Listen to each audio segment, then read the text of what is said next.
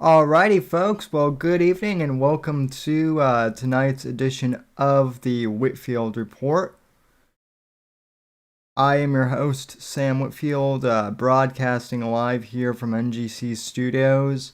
And I am joined tonight for the Sunday edition by uh, Dictator slash Fluffy Phil, who is one of the co-hosts of Versa Media.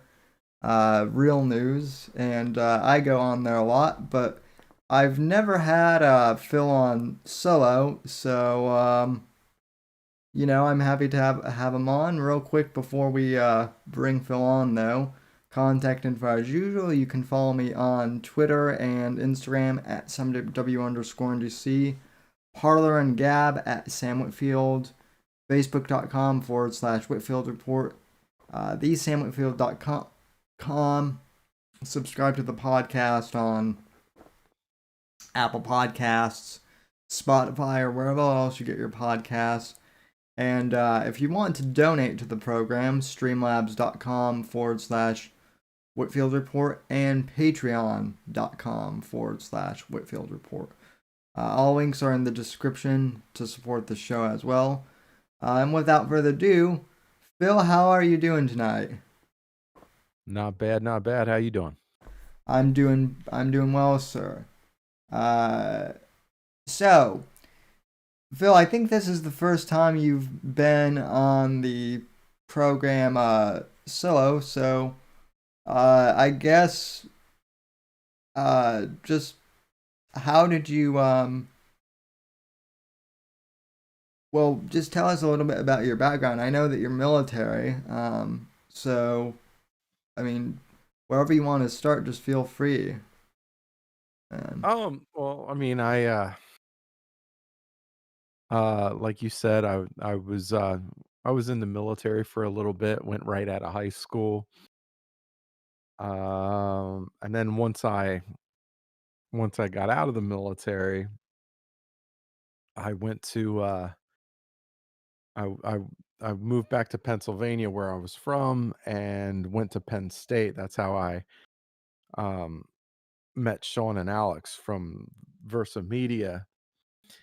And from there, it was just, the podcast kind of took on a life of its own, and then then met you um and then we just kind of yeah, it's just kind of grown, like this network has just kind of grown into itself, you which is kind of cool. Huh? I you met you I should also point out that you met me through you actually met me through uh Jeff, the sociology Yeah. co-professor who used to be conservative until he you know came out of the closet, uh and he actually used to be the co-producer of this show, and then he flipped, and I know that we've been trying to get him to have a debate with you on this show, but he's busy or whatever. I don't know. But anyway, folks, Phil is one of the funniest people I I know in podcasting.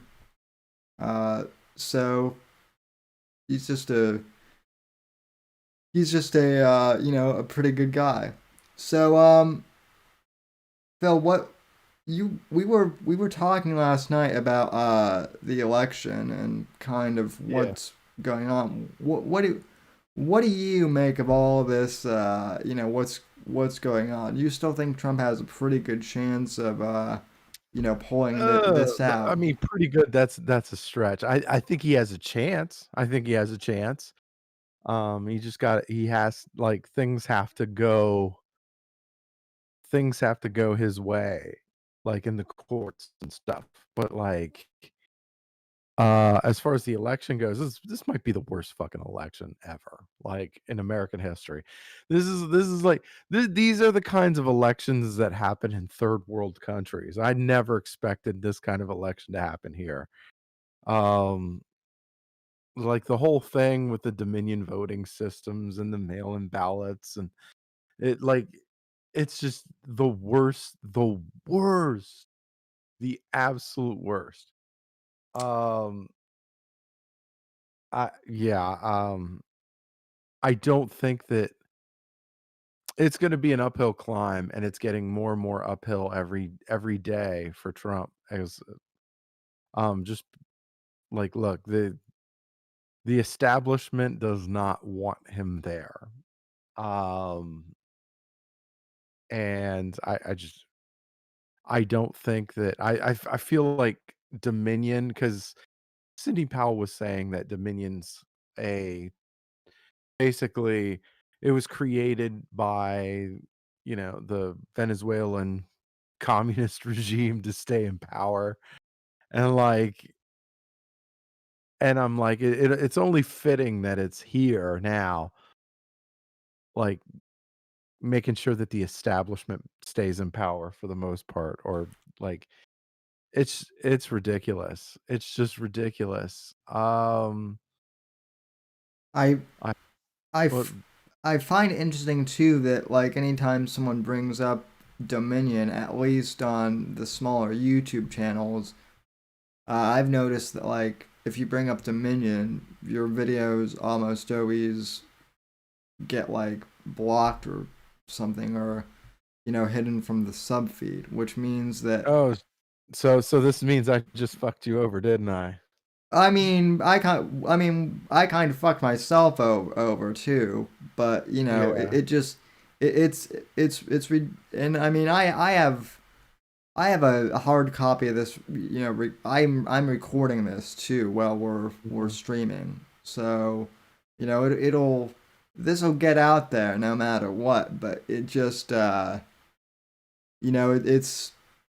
it's interesting because we the incestuous relationship between big tech and the DNC is more apparent now than ever before. Like it's right in people's fucking it's right in people's fucking faces now. Yeah.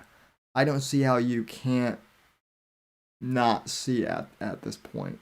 So Yeah. I this is the first time where, I mean, we've always kind of talked about it, like, it like conversationally. We're like, yeah, these elections are crooked, and we've always seen it in the media and all that stuff, like on certain ways that voter fraud has happened, but it's like this is, but like you said, I feel like this is the one of the first times that it's this, like, blatant, like it's in everybody's faces. Like the left was like, "Yep, we're doing it. There's not a goddamn thing you can do about it." And whatever. You'll just have to sit there and take it. well, and the other thing that you said last night on Verse, and this is one of the reasons why I wanted to have you on. Maybe I misunderstood this, but you said you served overseas, and I want to thank you for your service. For first Thank you. off, Yeah, but thank you've also said that you've seen shit like this in other countries before. Um, you've been in.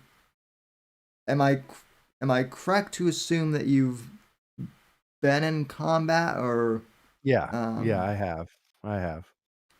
So I mean I don't want to ask you too many nitty gritty details, but you've seen how third world dictatorships work, and it.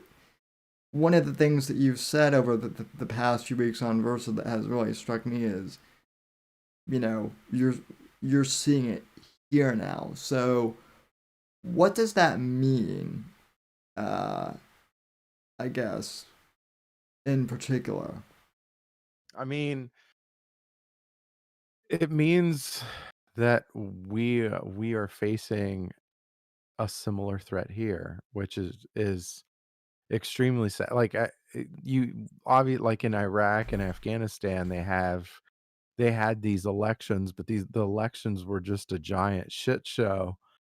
They weren't even really elections. It was like a very um it was fake. Like it was all like a lot of them just gave there was a couple of them that really kind of just were there for show.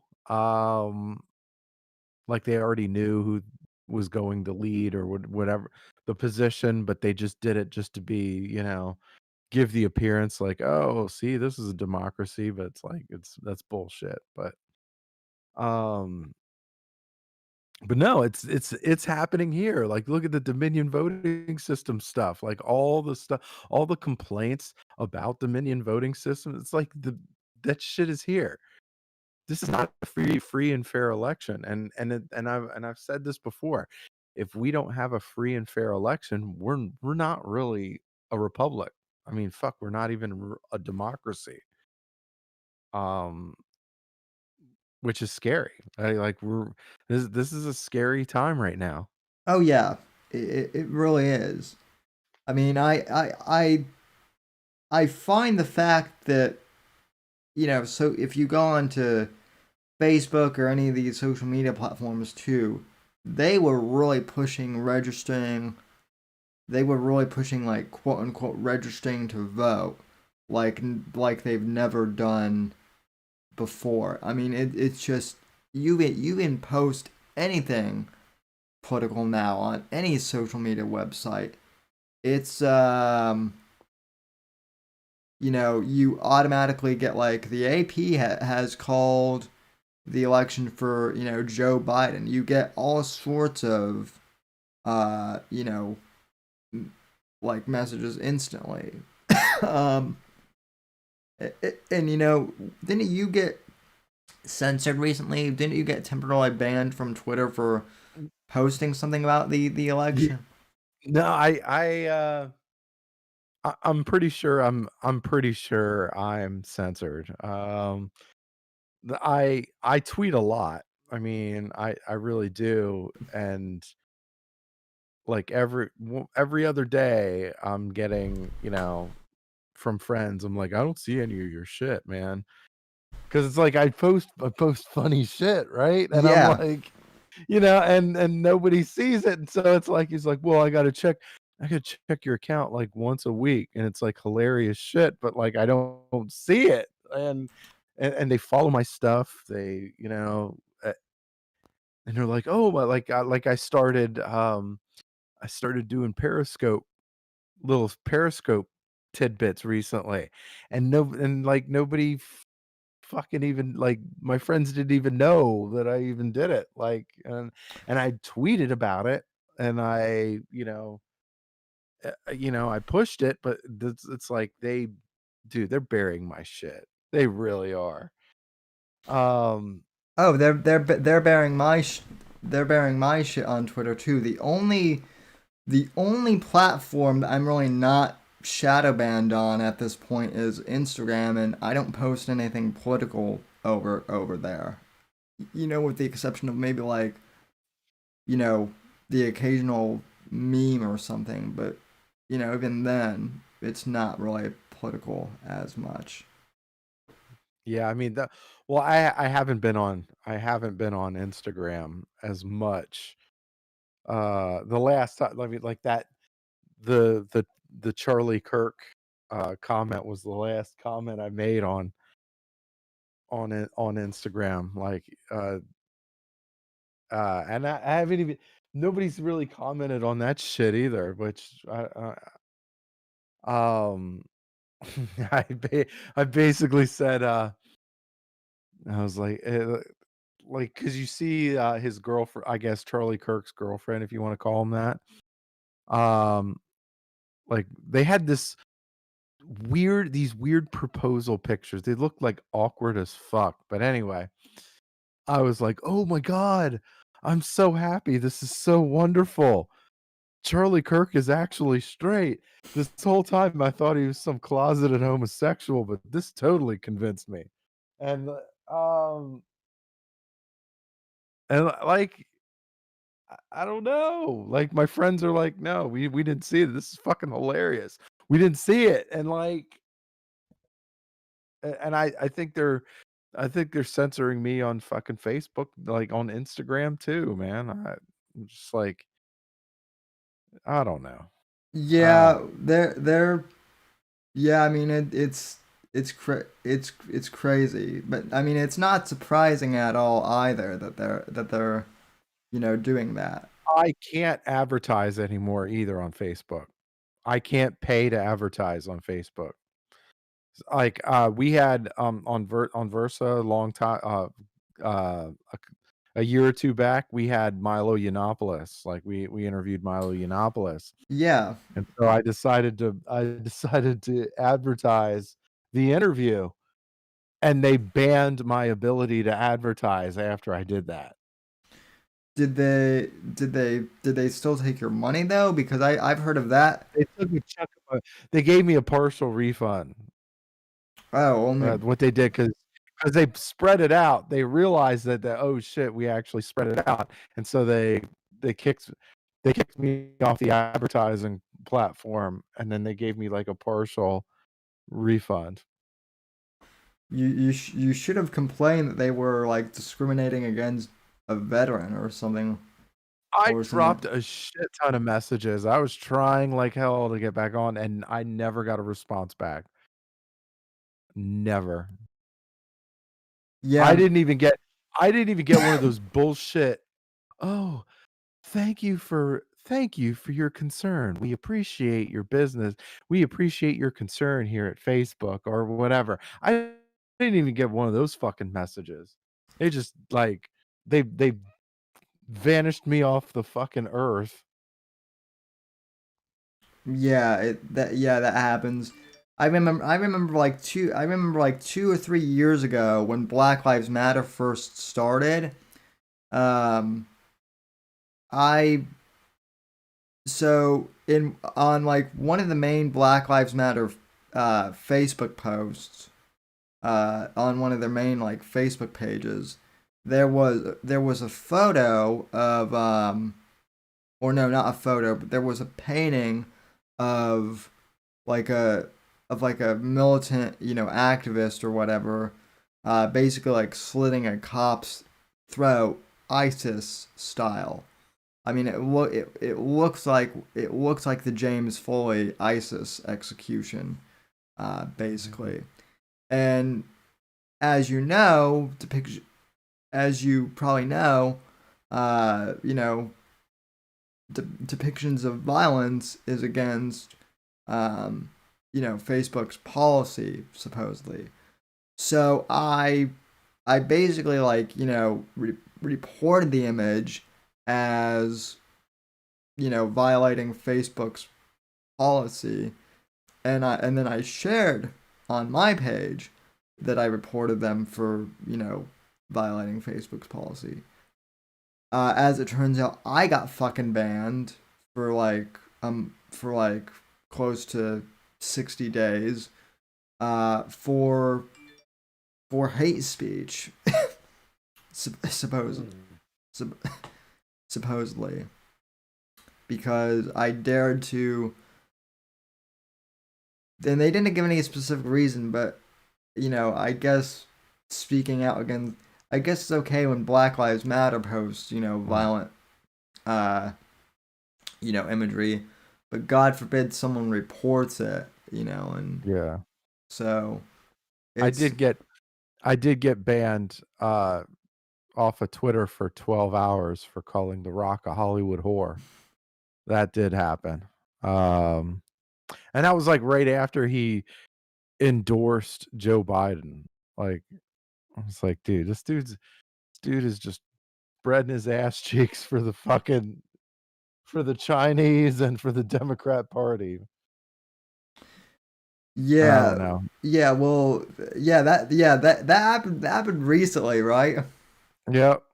That did happen recently. So so Phil made the big bad rock fucking cry, so Or I guess he's not as tough as he looks. So yeah, He's got like, is it me or does he have like tits now? It looks like he has tits. Like it just The like it's like unnaturally weird. Like he's doing these weird videos and these weird video conversations with Joe Biden, and it just looks like, like at least wear a bra when you put that, when you talk like that, dude. You just have them all hanging out or whatever. he well, to me he doesn't. I mean, I haven't really noticed that he has tits, but the one thing I have noticed is that he looks more plastic than fucking GI Joe at the at this point. Like, you know, I get that he's a wrestler and they all have steroids, but but I mean, fuck, he looks faker than most of those other fake, you know. And he looks like a man doll basically at this point. It's fucking ridiculous. Like he has all the signs and symptoms of steroid use too. Like his head's gotten bigger. He's fucking like he's got veins coming out of his skull, and like it's just like I'm like, oh holy shit, dude. I'm scared. I'm scared he's gonna do a Chris Benoit or some shit like that. Well, no. Owen Benjamin is gonna Chris Benoit himself first, but you know, I suppose The Rock might go down that road. I know that The Rock is at odds with Matthew McConaughey though, right now too. Did you hear about that? Well, I know Matthew McConaughey said something about he took a shot at some Hollywood hypocrites. Yeah, Uh, and I guess some of them like fired back at him and was like, "Oh, how dare you? You're Matthew McConaughey. You're supposed to be cool. You're supposed to be, one of us." And it's like, "Well, A, Matthew McConaughey is fucking cool. He doesn't need your, you know, he doesn't need to be in your in crowd." So, mm. Yeah, I mean, yeah, I like I like Matthew McConaughey. I like the my favorite movie of his. Uh like my favorite role of his was The Wolf of Wall Street. oh yeah, God, I love the cameo appearance I he had in the beginning of the movie. I love him in Wolf of Wall Street. I love him in A Lincoln Lawyer. Mm.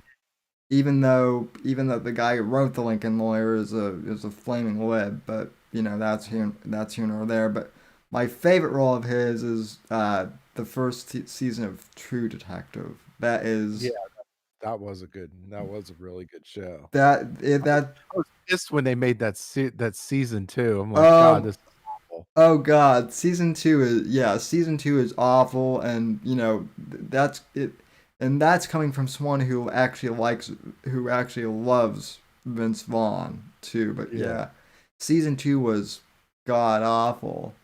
Well, they Um, put well, they it was an immediate as soon as I heard that Taylor Klitsch, uh, was in it, I was like, "Nope, this thing's fucking ruined." Right? You're well, gonna put him in one of the main, characters, like, no, it's fucking ruined. well, That's awful. as soon as I heard that they were changing the format, like of the show too, I knew that it was I knew that it was fucked because they had like a really good story structure going, and true to in the first season, and they didn't need to change it at all.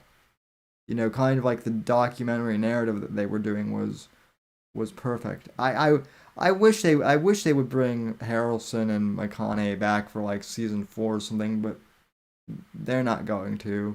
So, No. um, Well, but no. Yeah, Woody Harrelson, Woody Harrelson's getting that age too where you're not, like it's start he's getting to that the kind kind of old that it just becomes unnatural to put him in some of those roles ever again. Like, he's getting in that, like, ballpark.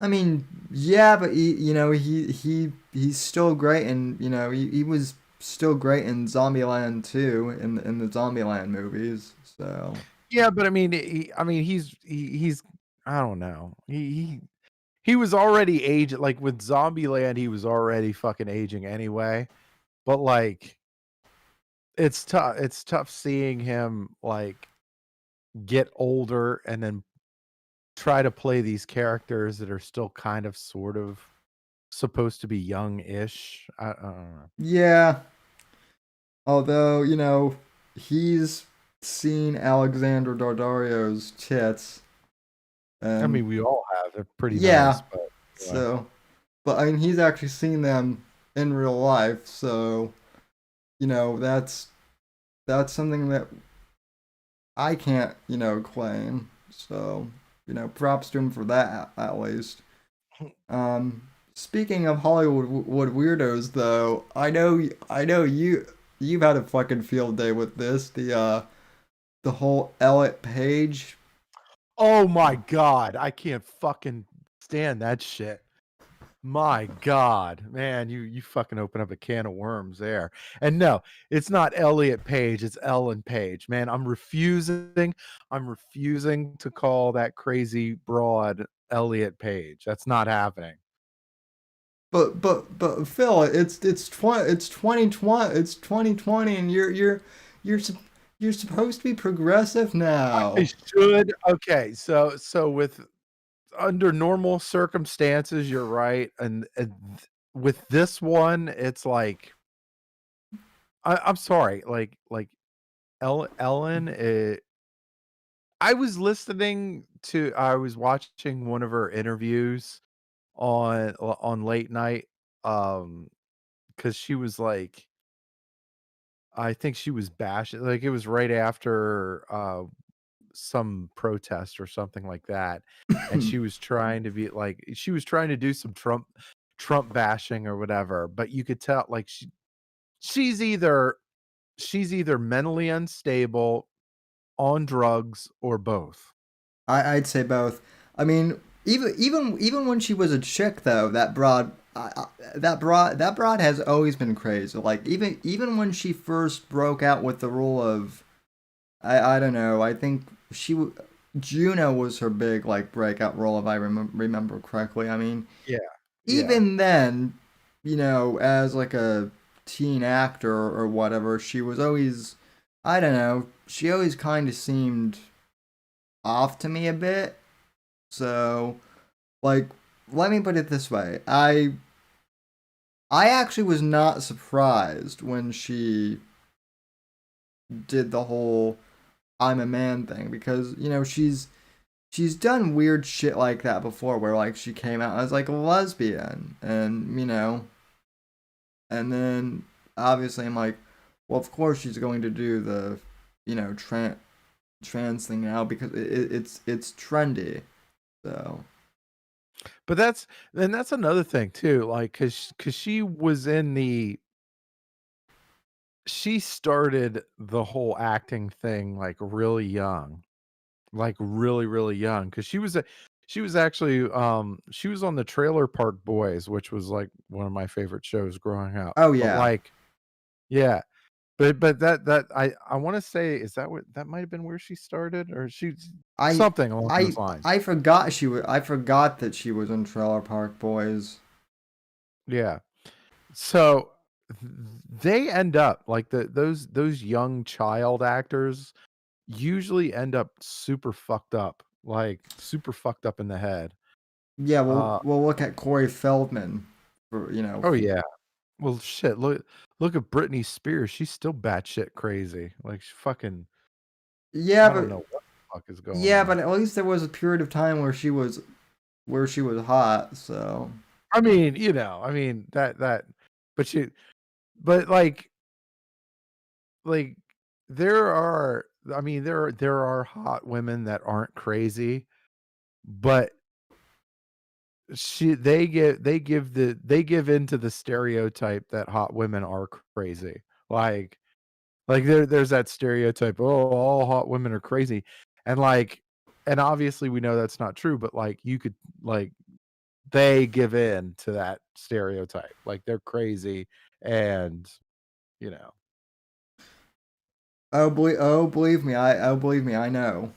So we have some crazy ladies in this chat even on occasion. So, Mhm. but yeah. Also though, I mean, this whole thing is weird is weird too because I guess now Christy Alley came out as like a QAnon conservative recently, and so did Jenna Jameson actually. Jenna Mhm. Jameson, I guess I didn't know this, but apparently she's Well, not. Apparently she's Jenna now. Jameson, she's fucked in the head too. Like she's had a lot of stuff Oh going on yeah, up in that noggin. yeah. Well, Uh, yeah. She jumped on the QAnon LARP though, so which is you know, I mean, I don't want to bring up QAnon because I'm afraid the fucking QAnon people will start to show up in the chat like they usually do. But it's crazy. it's fucking real, man. Swear to God, it's fucking real. You gotta believe me, man. Like, I'm sorry. Y- at least Alex Jones does his shit for entertainment. Like, there's a lot. I mean, he does a lot of good, but dude, at least there's an element of entertainment there. Like some of these Q weirdos are just I mean, it's like you better be ready, man. You better be ready. I've Serious. I've been told that I am Q, and that I don't even realize it. They've tried to do the whole Neo thing of you're the one, Sam, and I'm like, no, I'm pretty sure I would know if you know, if there was something like that. So But and I have to say, Saturday Night Live is just fucking terrible. I have to say that. I know that came off as kind of random, but God, that Saturday Night Live is just fucking awful. well, no, that's actually a perfect segue. Actually, I mean, it used to be good, but it's terrible now. I think they began the this last show with they were trying to poke fun at the Michigan witness that was a Dominion voting employee, and like they try to jab her for being drunk or whatever, and it was just it wasn't funny. I mean, there was there's ways to make it funny. Like you had an opportunity to make it funny, like go into like drunk crazy Michigan girl type fucking there's shit to be had, but they totally fucked it up, and which they often do. I feel like with Saturday Night Live, it's like they're trying to be funny, but they're trying to be politically correct too. Like that's they're trying to do that balance, and it's like people just want to laugh. Like who gives a shit if it's politically correct or not? Like In my opinion, political correctness in comedy is the worst fucking thing to. I mean, the two cannot coexist. Like you can do clean comedy like Jerry Seinfeld, right? But that's not the same thing as PC comedy, you know. Yeah. But look, he had some edgy stuff he had some edgy stuff too. It was clean, but he did have some edgy stuff that kind of pushed some boundaries too. Well, It was yeah. just but he was funny. But the difference was Jerry Seinfeld was fucking funny. Like these people that are on Saturday Night Live, they're not funny. They're just not funny. Um, I mean, you could tell that you used to have back in the day, Saturday Night Live, they had people on that were media comedy stars. Like they were the funniest people in the room. Like now it's like they're inviting guests on just for a comedy hit because they don't have any talent of their own.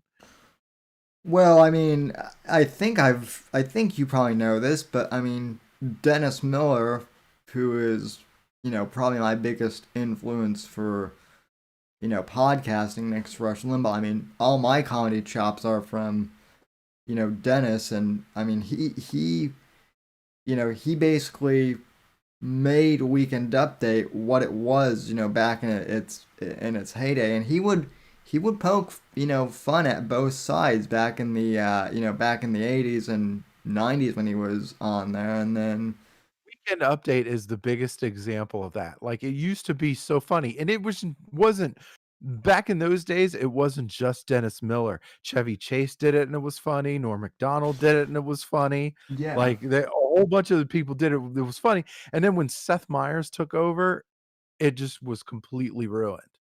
and Seth Meyers couldn't make a fucking joke. They had who the fuck was the female that was just absolutely fucking terrible. Amy Poehler, yeah, I couldn't. Um, yeah, the other one, there was another one too. There was um the brunette with the Oh, glasses. Tina Fey, yeah. Yeah, she's unfunny as fuck too. And then uh yeah, I think there was Jimmy Fallon. Jimmy Fallon's just not fucking funny at all. And then yeah, now and then we have what we have now. Um Michael Che is kind of funny, but man, holy fuck, Colin Jost isn't funny either. Yeah, well, and now they have on what's his face? Oh, Put fucking. it this way. So I okay, so in my free time, I like to gamble. Okay, I like to go to casinos. I like to, play sports book and all that shit, right? Um, so I go to casinos and Colin Jost, the dude that does the weekend update now, he was he was doing stand up, like he was slated to do stand up at one of the casinos. And uh they were trying to give away tickets to see Colin Jost. And I that's how unfunny this fucker is. Like you couldn't even give away that shit show. Really? Yeah. Like literally they were like, "Oh, you know, we'll give you backstage passes so you can meet him." I'm like, "Fuck no. I don't want to meet that piece of shit. Hell no." What the fuck could I possibly why would I possibly wanna meet this asshole? That's the thing. None of these. I mean, hell, I don't even know who the current cast is. Now of SNL. Granted, I don't have cable anymore, but like I have Mhm. no idea who is in the current lineup anymore. I haven't watched. I think maybe I've watched SNL twice in the last 5 years, and we're talking like an entire show. I've seen clips of SNL throughout the years, but I haven't watched a full show Like since I was in high and school. they have their identity boxes checked too, I think Kate McKinnon is gay or something, but, and they think that like, oh, if you bash her, like, because she's unfunny too, but like if you bash her, like, oh, you must be homophobic because you bashed Kate McKinnon. Like, no, I don't care. Like, you're not funny. Okay, you're not funny. I don't give a shit if I'm, you know, banned or fucking whatever. Yeah, Kate. It's like, no, she was she was funny when she did the Justin Bieber impersonation. Like, no, I don't. That wasn't funny. Like, nothing she does is fucking funny. The only funny female comedian I can think of, honestly, is Julia Louise Dreyfus. Yeah, but she's like she ran out of humor years ago too. Like she was funny in Veep, I guess. Yeah, I Sometimes. mean, Veep's actually pretty good. So, Yeah, but sometimes. It's hit or miss. Some episodes are horrible, some are kind of funny. But like I, I don't know. Yeah. I mean, she died like and that just was another thing. Like Amy Schumer, oh my oh god. God. Is there probably is not a more unfunny person in the comedy world than Amy Schumer. Well, as Nick DiPaolo likes to point out, and I know you're an Anthony Cumia fan, so I'm assuming Oh, you yeah. know, I'm assuming you know who Nick DiPaolo is.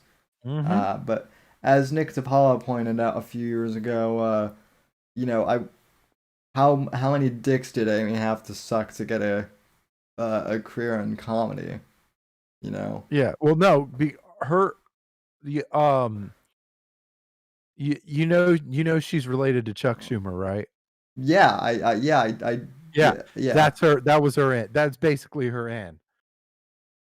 Well, Chuck Schumer isn't fucking funny either, so. Well, he is funny just in the wrong way.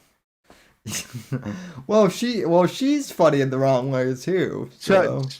Chuck Schumer's funny in that he looks like a corpse, like he died in the fucking 80s, like, and he's Uh, like Joe Biden, like somebody fucking like a Weekend at Bernie's type shit. Somebody's holding him up from the back.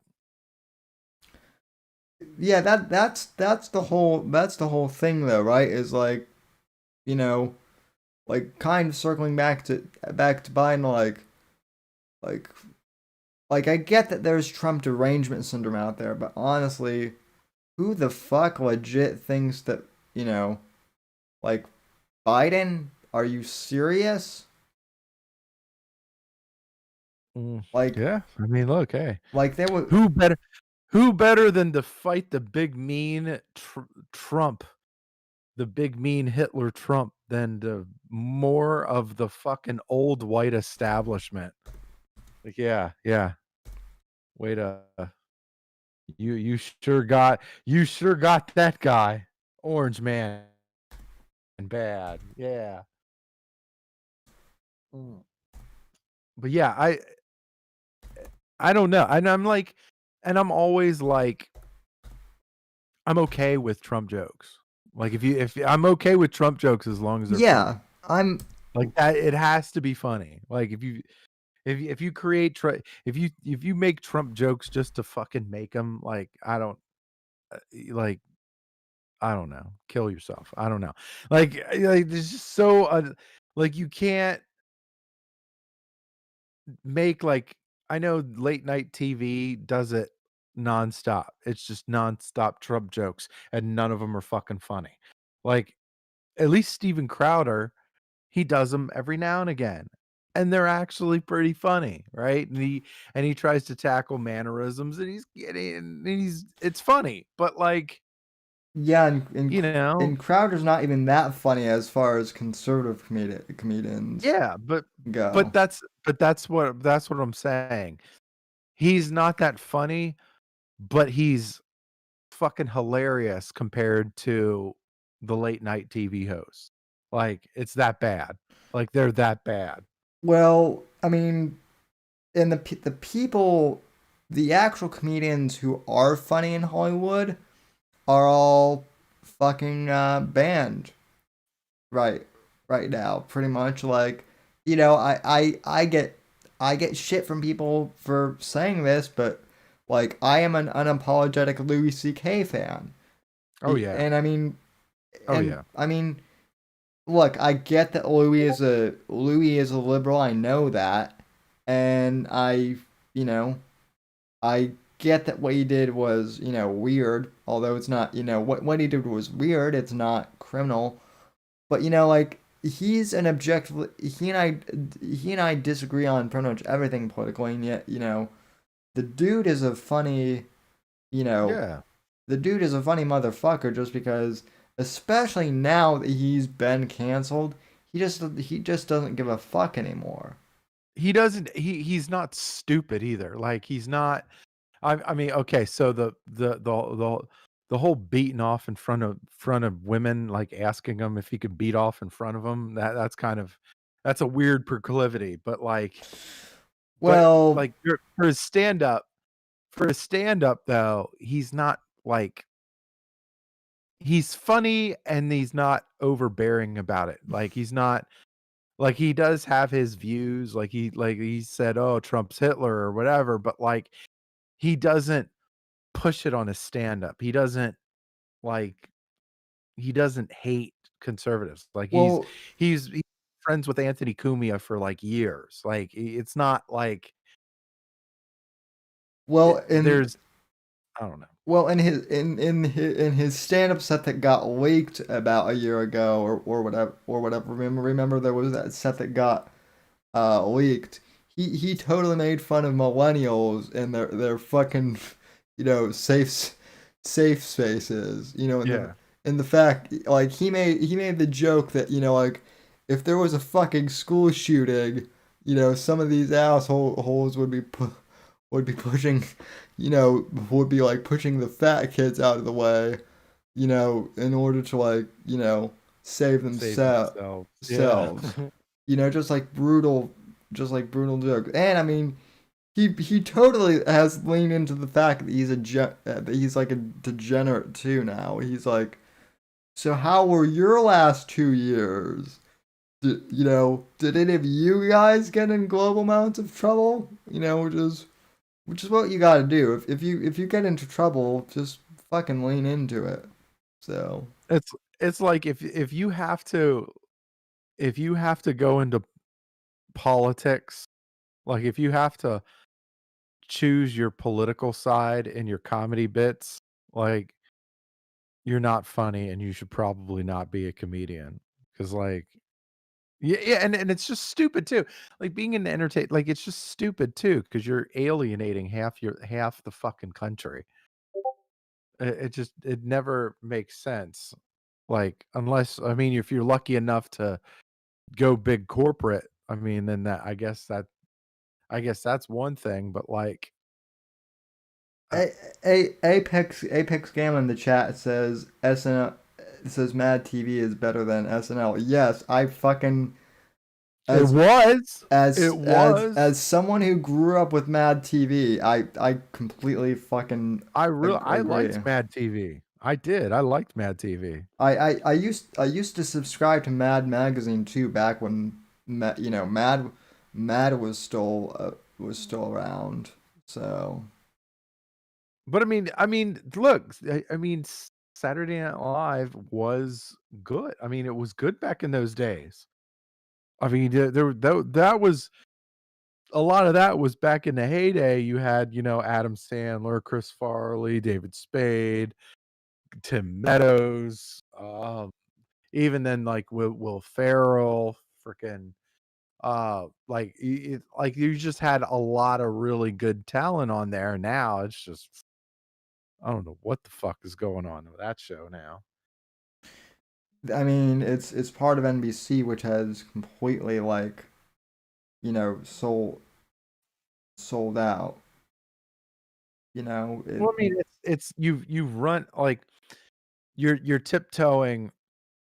I mean, and there's a lot of it because it's on NBC, so you have to ride that like social justice, political correct line, I guess. And I mean, so I mean, it's awful. I mean, it's awful. It's just garbage. But Whatever. Have you thought about doing like stand-up comedy or anything like that? I I I have, I just, like, I don't know. I feel like there's enough stand-up comedians out there, and there's a lot of good ones. Like, there's a lot of good ones out there. Um, that I don't want. I'm always like, oh, what the world needs now is another fucking stand-up comedian, or just like what the world needs now is another fucking lawyer or some shit. Um, but I mean, I like doing that. I like doing this. I like making people laugh on the You're podcast, and yeah, you're great on the podcast. So yeah. And I mean, I'm like, and I do periscopes, and I understand that, like, okay, I started, and this tells you how technologically unfucking savvy I am. Like, I just started doing the periscopes like 2 weeks ago, and I asked Sean how, like, what does Cernovich do? What does Cernovich use on his Twitter page? And then he's like, "Oh, he uses Periscope." I'm like, "Oh shit, I should start using that." And I'm like, I'm trying to figure it out. I'm like, "What the fuck?" And yeah, so it took me a couple tries, and I probably made an ass out of myself in those tries. But, I Paris think I figured it out. Periscope, I used to do it, but the problem is Periscope always drains the fucking battery on my phone Oh, yeah. like I did notice that too. like that. So, and my phone's not even that old. So I mean I'm on you usually what I do is I actually simulcast this stream to Periscope and to YouTube Periscope and D Live. Yeah. So I I mean like I felt like we needed, I felt like I needed a shorter version of what we do, because some of it, yeah, some of those weekend shows, they turn into like 3 or 4 hours. That's a lot of time on a microphone. Some people just check out in like 30 minutes or whatever. I'm like, "Look, let me just, we do some quick spots," and I was talking to Sean about it, you know, and I like having him on. I'll have other people on too, but I wanna make sure that, like, you get, like, quick stuff. Like, if because there's always stuff going on throughout the day, and I wanna be able to, like, go, "Oh, let me hit that up." 'Cause I don't know if you ever have that, like, where you do a show, and then there's something that you should have said on the show, and you forget about it, and oh and yeah. as soon as you get to, you're like, "Man, damn, I shoulda hit that one up." Like, Well, I'm sure that's kinda why I did the Periscope. I wanted to make sure that whatever, if I was thinking of something at the time, I wanted to make sure I at least kind of got it, you know? that's why I tend to do half-hour audio podcasts during the week usually. Now I can't right now because at least for another week because I'm still in fucking finals, unfortunately, in school. But um, like I'm definitely putting out more like I wouldn't say daily content, but I'm certainly trying to up my game as well. I mean the problem though is too is like you know like I don't have and I'm not complaining. But I don't nearly have the deep pockets that Charlie Kirk does, or or like Turning Point does. If look if we had the money that Turning Point gets, or whatever from their donors, we could build like a fucking great I podcast mean, network or he something. cuts off a lot of people at the RNC, so, I mean, that, like, it's like there's a lot of people, like, with a lot of that, you just you kind it's an establishment, you gotta know the right people. Like, look at the Daily Wire, like, yeah, like with Ben Shapiro, you have like, and I hate when he talks about social issues. Like that part fucking really grinds my fucking gears because like this is somebody who grew up in a well-off family. I think one of his cousins was Matilda, uh, uh, um, was like a child actor, was on Miss Doubtfire or whatever. Mara Wilson, I think her name is. Anyway, Yeah. so like grew up in a kind of a well-off family, went to a well-off school, went to UCLA, then went to Harvard, then, At then fucking then at fucking 17. yeah, and then got huge financial backing from the Wilkes family to start up the Daily Wire. Like, I mean, Well, hold up though. But before that, so Phil, you know my claim to fame is I originally interviewed Ben before he got yeah, like super. I'd say that. So so when he went so when he worked for Andrew Breitbart, Yeah, one of Andrew's favorite things to do to Ben, I guess, and Ben even admitted this to me, was like Ben would make fart jokes, or no, Andrew would make fart jokes to Ben, yeah, and then also like send him like Playboy pictorials in his email yeah, just to see yeah. how Ben would react to that. So um but Yeah, yeah. because he was because he is. He seems very socially awkward even now, like, I'm like, "Dude, if he was in school, he's probably the dude that got picked on or whatever," but, like Well, if he went to Harvard or whatever, they're all kind of yuppies there. So, yeah, yeah, and that I but, mean, and that's why I never made it far in politics other than like, podcasting. Like, Andrew Breitbart was such a fucking legend. Like, he was such a legend. Like, and we were talking about this on the show, like, what some of the stuff that he used to do in journalism oh is yeah. still is still being effectively used today, and it's still effective. And I say that, like, with the, some of the stuff that Rudy Giuliani and, Miss Ellis use to, they release, like, little for their, lawsuits and stuff like that, and they're releasing their evidence of, like, voter fraud or whatever. They release a little bit of information, and then they wait until the opposition reacts, and they commit to a reaction, and then they release more information to embarrass them. Like, they give enough information to bait them into making a bad decision, and then they pounce. It's just, like, it's just genius stuff.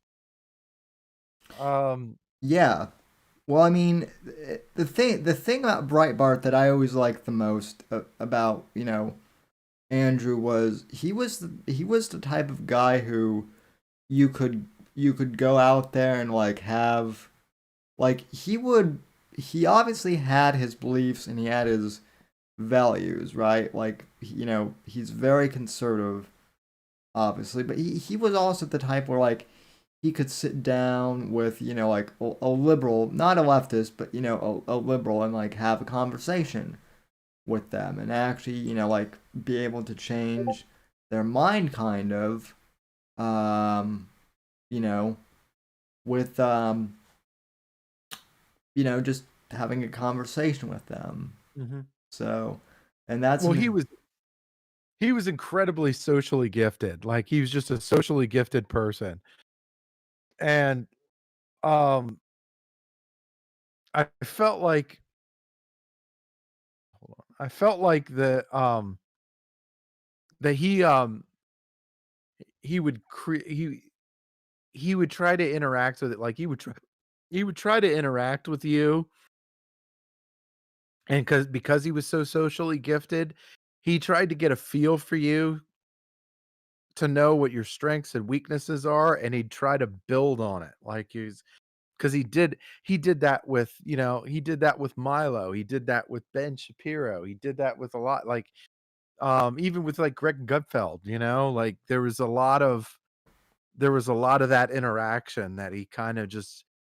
I I will tell you that when I talk that the Ben Shapiro that I met and I talked to was way different than the Ben Shapiro we have now. Mhm. Like Ben was not as I think Ben was kind of aristocratic starting out, and then when he went to work for Breitbart, he kind of chilled out a bit. But then once he got funding for the Daily Wire, he kind of went back to his aristocratic ways, if that makes sense. Um, so that's my take on Ben, basically. But Yeah. I think if Andrew would have stayed alive, the conservative movement would be way different in a better way, for sure. So. Yeah, I could see that. I mean, uh, there's not I mean, there really isn't much, like, and I know Steve Bannon, like, people give Steve Bannon shit, but, like, I felt like he wasn't really like, that wasn't a role that was meant for him. Like, it's not Steve Bannon isn't smart. He's smart, he's, very counterintuitive, but it's not that was not the cut that being in charge of Breitbart was not for him. Like, it's just certain people just aren't meant to do certain shit, and then, like, that was not for him. Um, and that's Oh, okay, well, you know? I think he originally started out as like just an investor with Breitbart, and then I mean the thing of it was Andrew's death was so sudden that Yeah. that no one really knew what to It left a do. hole. It left a hole, yeah. I mean, like, he left a I mean, it was ob he left uh an obvious legacy, but, like, he was still a part of this thing that left a huge hole, and that's kind of what happens, That's kind of what happens when you're in it. Like, certain people die, but they die like after they've retired or something like that. Like, he was still in it. Like, he was still kind of in it. Well, And he was only 47 years right, old when he died. I mean, right. he was not, he wasn't even like really middle aged at that point. You know, like he was still a young guy.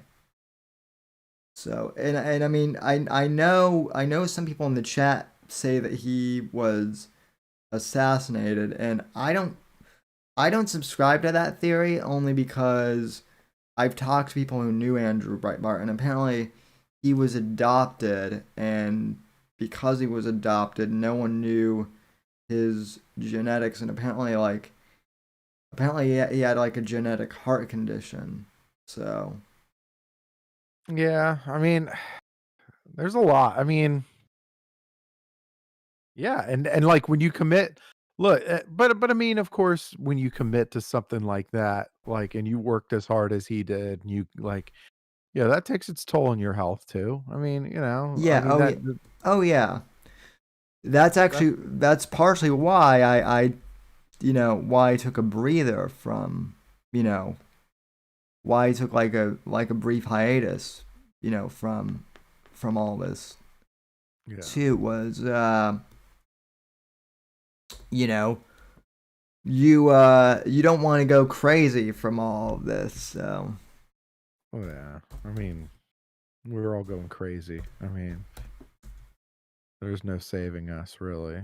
I mean, if we're gonna be honest. Like, well, no, I mean, we're all crazy. Like, we're all there's you can't just do what we do and work with and do all the research and all that shit without being like, a little bit out there. But Right. I mean,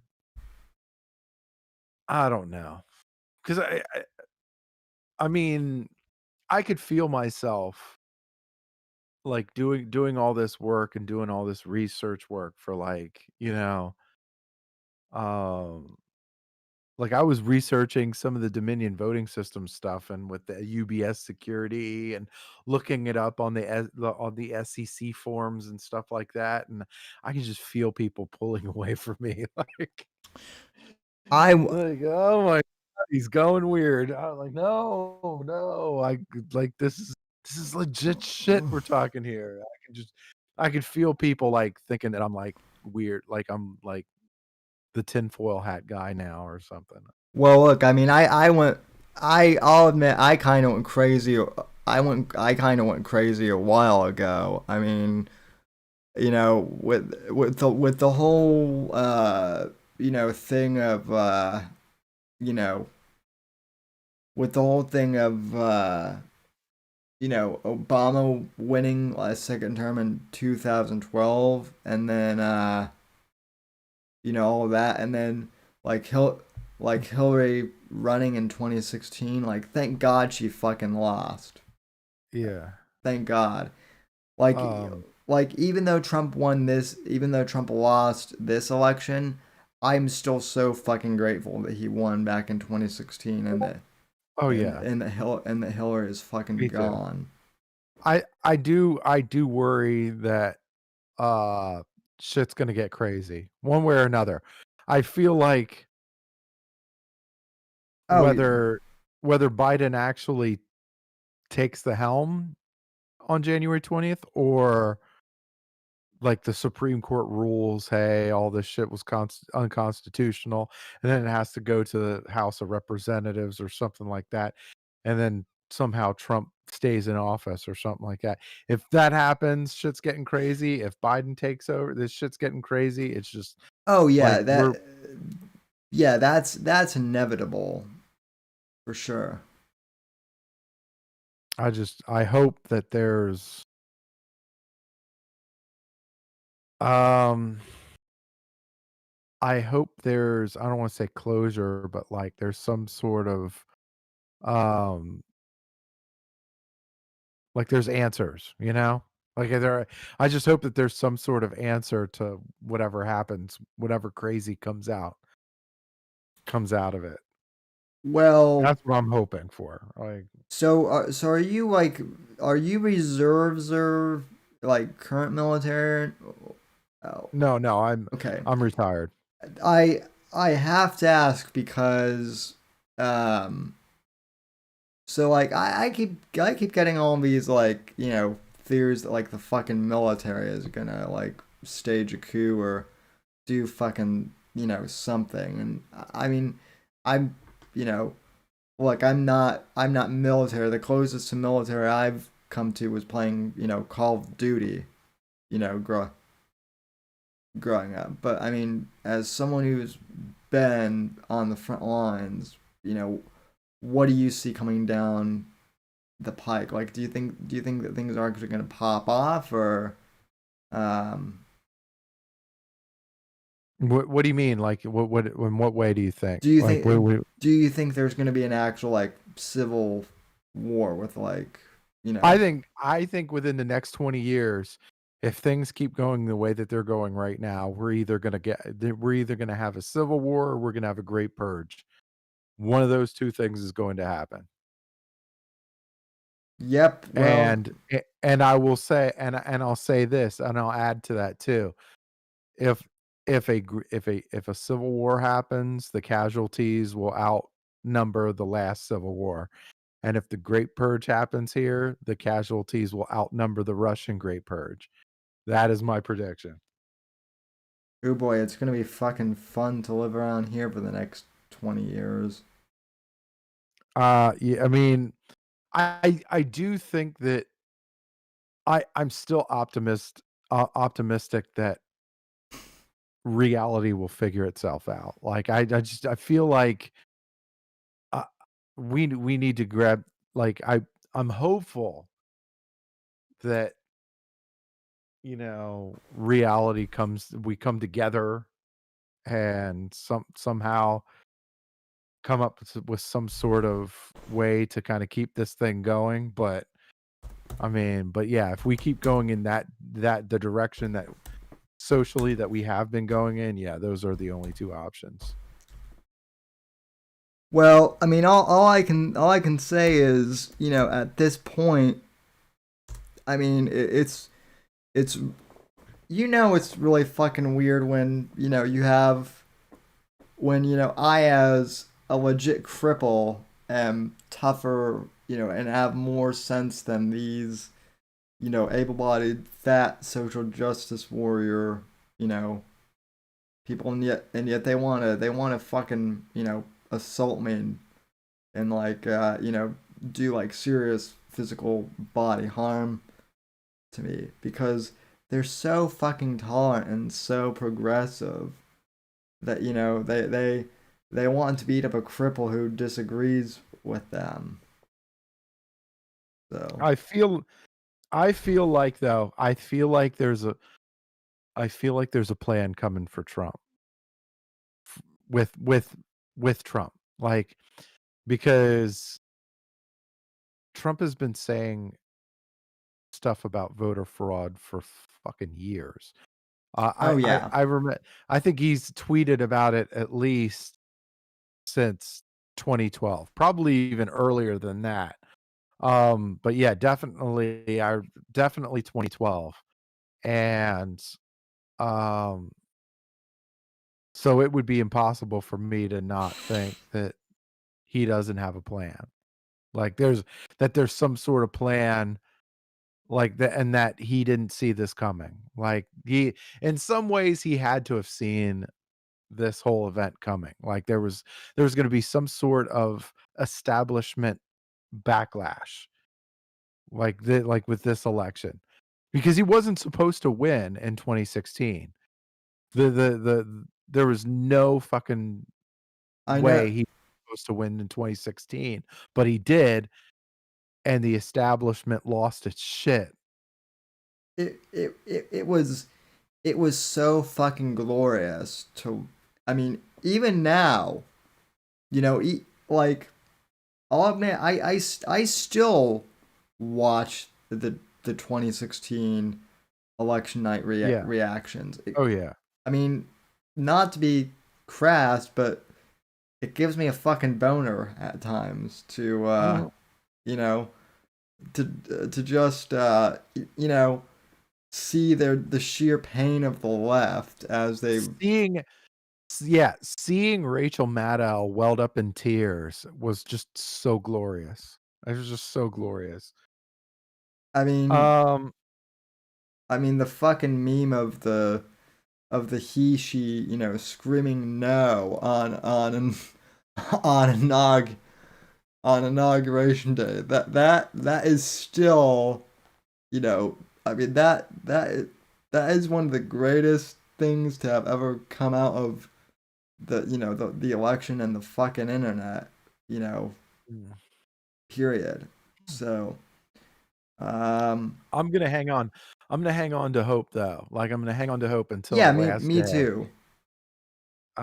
Just because I just that part of me is just um, like Trump is this eccentric, unpredictable disruptor, right? He's been doing it for the last 4 years, and I feel like he sure as shit's not gonna stop in these last 2 weeks. In fact, I think he might have a grand finale. If anything, he probably has a grand finale for these fuckers. But, Well, and the other thing too is I love this notion that they fucking have that, like, Trump is somehow, once he leaves office. I love this notion they have that he's just going to, go away. Like Mhm. they think he's going to disappear, you know, and just ride off into the sunset like George Bush did and like Bill Clinton did and like Romney did. But I mean, no. He's Donald fucking Trump. He's Yeah. been in your face for the last 40 years. What makes you think he's going to disappear from the public space? If And anything, most of the time he's been like 2 steps ahead of everybody else. So like I look at the mannerisms and the behaviors of Donald Trump over the last like 4 years, and I'm thinking like this guy has a plan. There's no way he doesn't have a plan. Like I just don't it's now it does it freaks me out because we're running out of runway here, as Steve Bannon likes to say. Um, but but I still believe that he definitely has this plan, and it's like he might he it might he might get he might get a couple people. I mean, it would like and nothing and like and I hear a lot of, scenarios and I hear a lot of weirdos. I hear a lot of weird scenarios like, "Oh, he's gonna declare martial law and do the invoke the Insurrection Act, and he's gonna start putting people through military tribunals, and he's gonna seize all the fucking social media companies and all that stuff." And I think that's a stretch, but like yeah. I c- I can't rule it out because it is Donald Trump. So Well, and so that actually kind of feeds into a question that like that one of the users, Three Olives, has in the chat, which is what do you think about the prospect of the military giving out the COVID vaccine? Which I feel like we've talked about that before on Versa. Maybe I don't remember, but um, do you think that's gonna happen? Or like I guess it's interesting because all of this stuff, like it I don't know if Biden will do it. I think he probably will because it's a good opportunity for him to steal credit from Donald Trump. Um, but if Donald Trump does win, or if he did win, or whatever, definitely, definitely, I could see like the military handling the logistical stuff, the logistical part of it, like you know, uh assisting with the manufacturing and the travel and making sure that it gets from point A to point B, because the military does have a sound um distribution um apparatus with planes, vehicles, all that stuff. They have the tools to make it happen and make it happen in a large scale form. Um but but I guess what the chat is asking though is, do you think the military is going to be going door to door and like forcing vaccines? oh I no, don't. no, no, Yeah, no. I don't see it that way, folks. Me Yeah. personally. Yeah, I don't think it'll be I don't think they'll be like, going door to door, kicking doors down and starting sticking people forcefully with needles and shit. But like, no, I think it'll be more of a logistical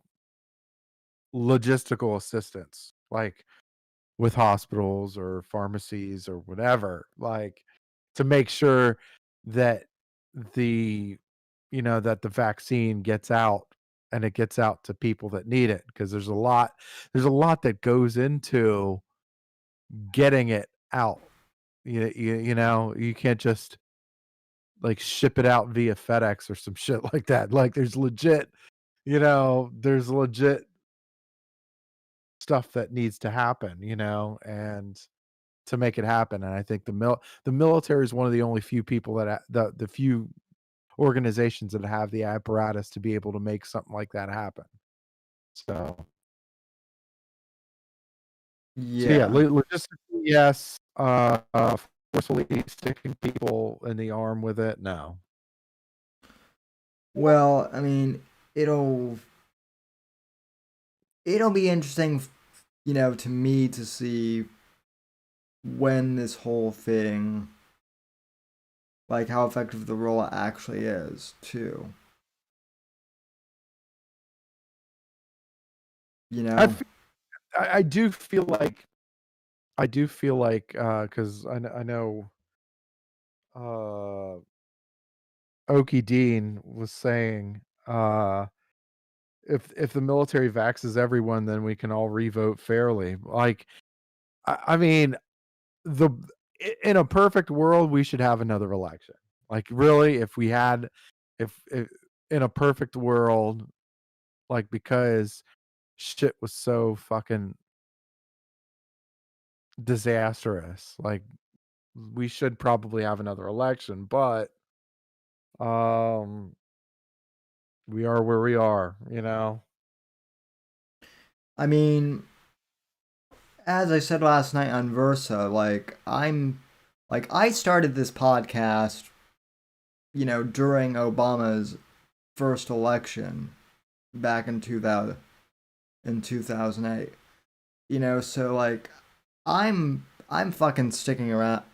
I'm sticking around, doing my thing, come hell or high water, and if Biden does become president, which he most likely will at this point, I'm gonna fucking have a ball with it, and like criticize him and do what I did during the Obama era, and we're gonna have fun with it, for as long as we can, um, but at the same time, um, you know, when they even when they censor us and shut us down, I'll be I'll be ready for the war if it comes to that. I hope it doesn't, but yeah.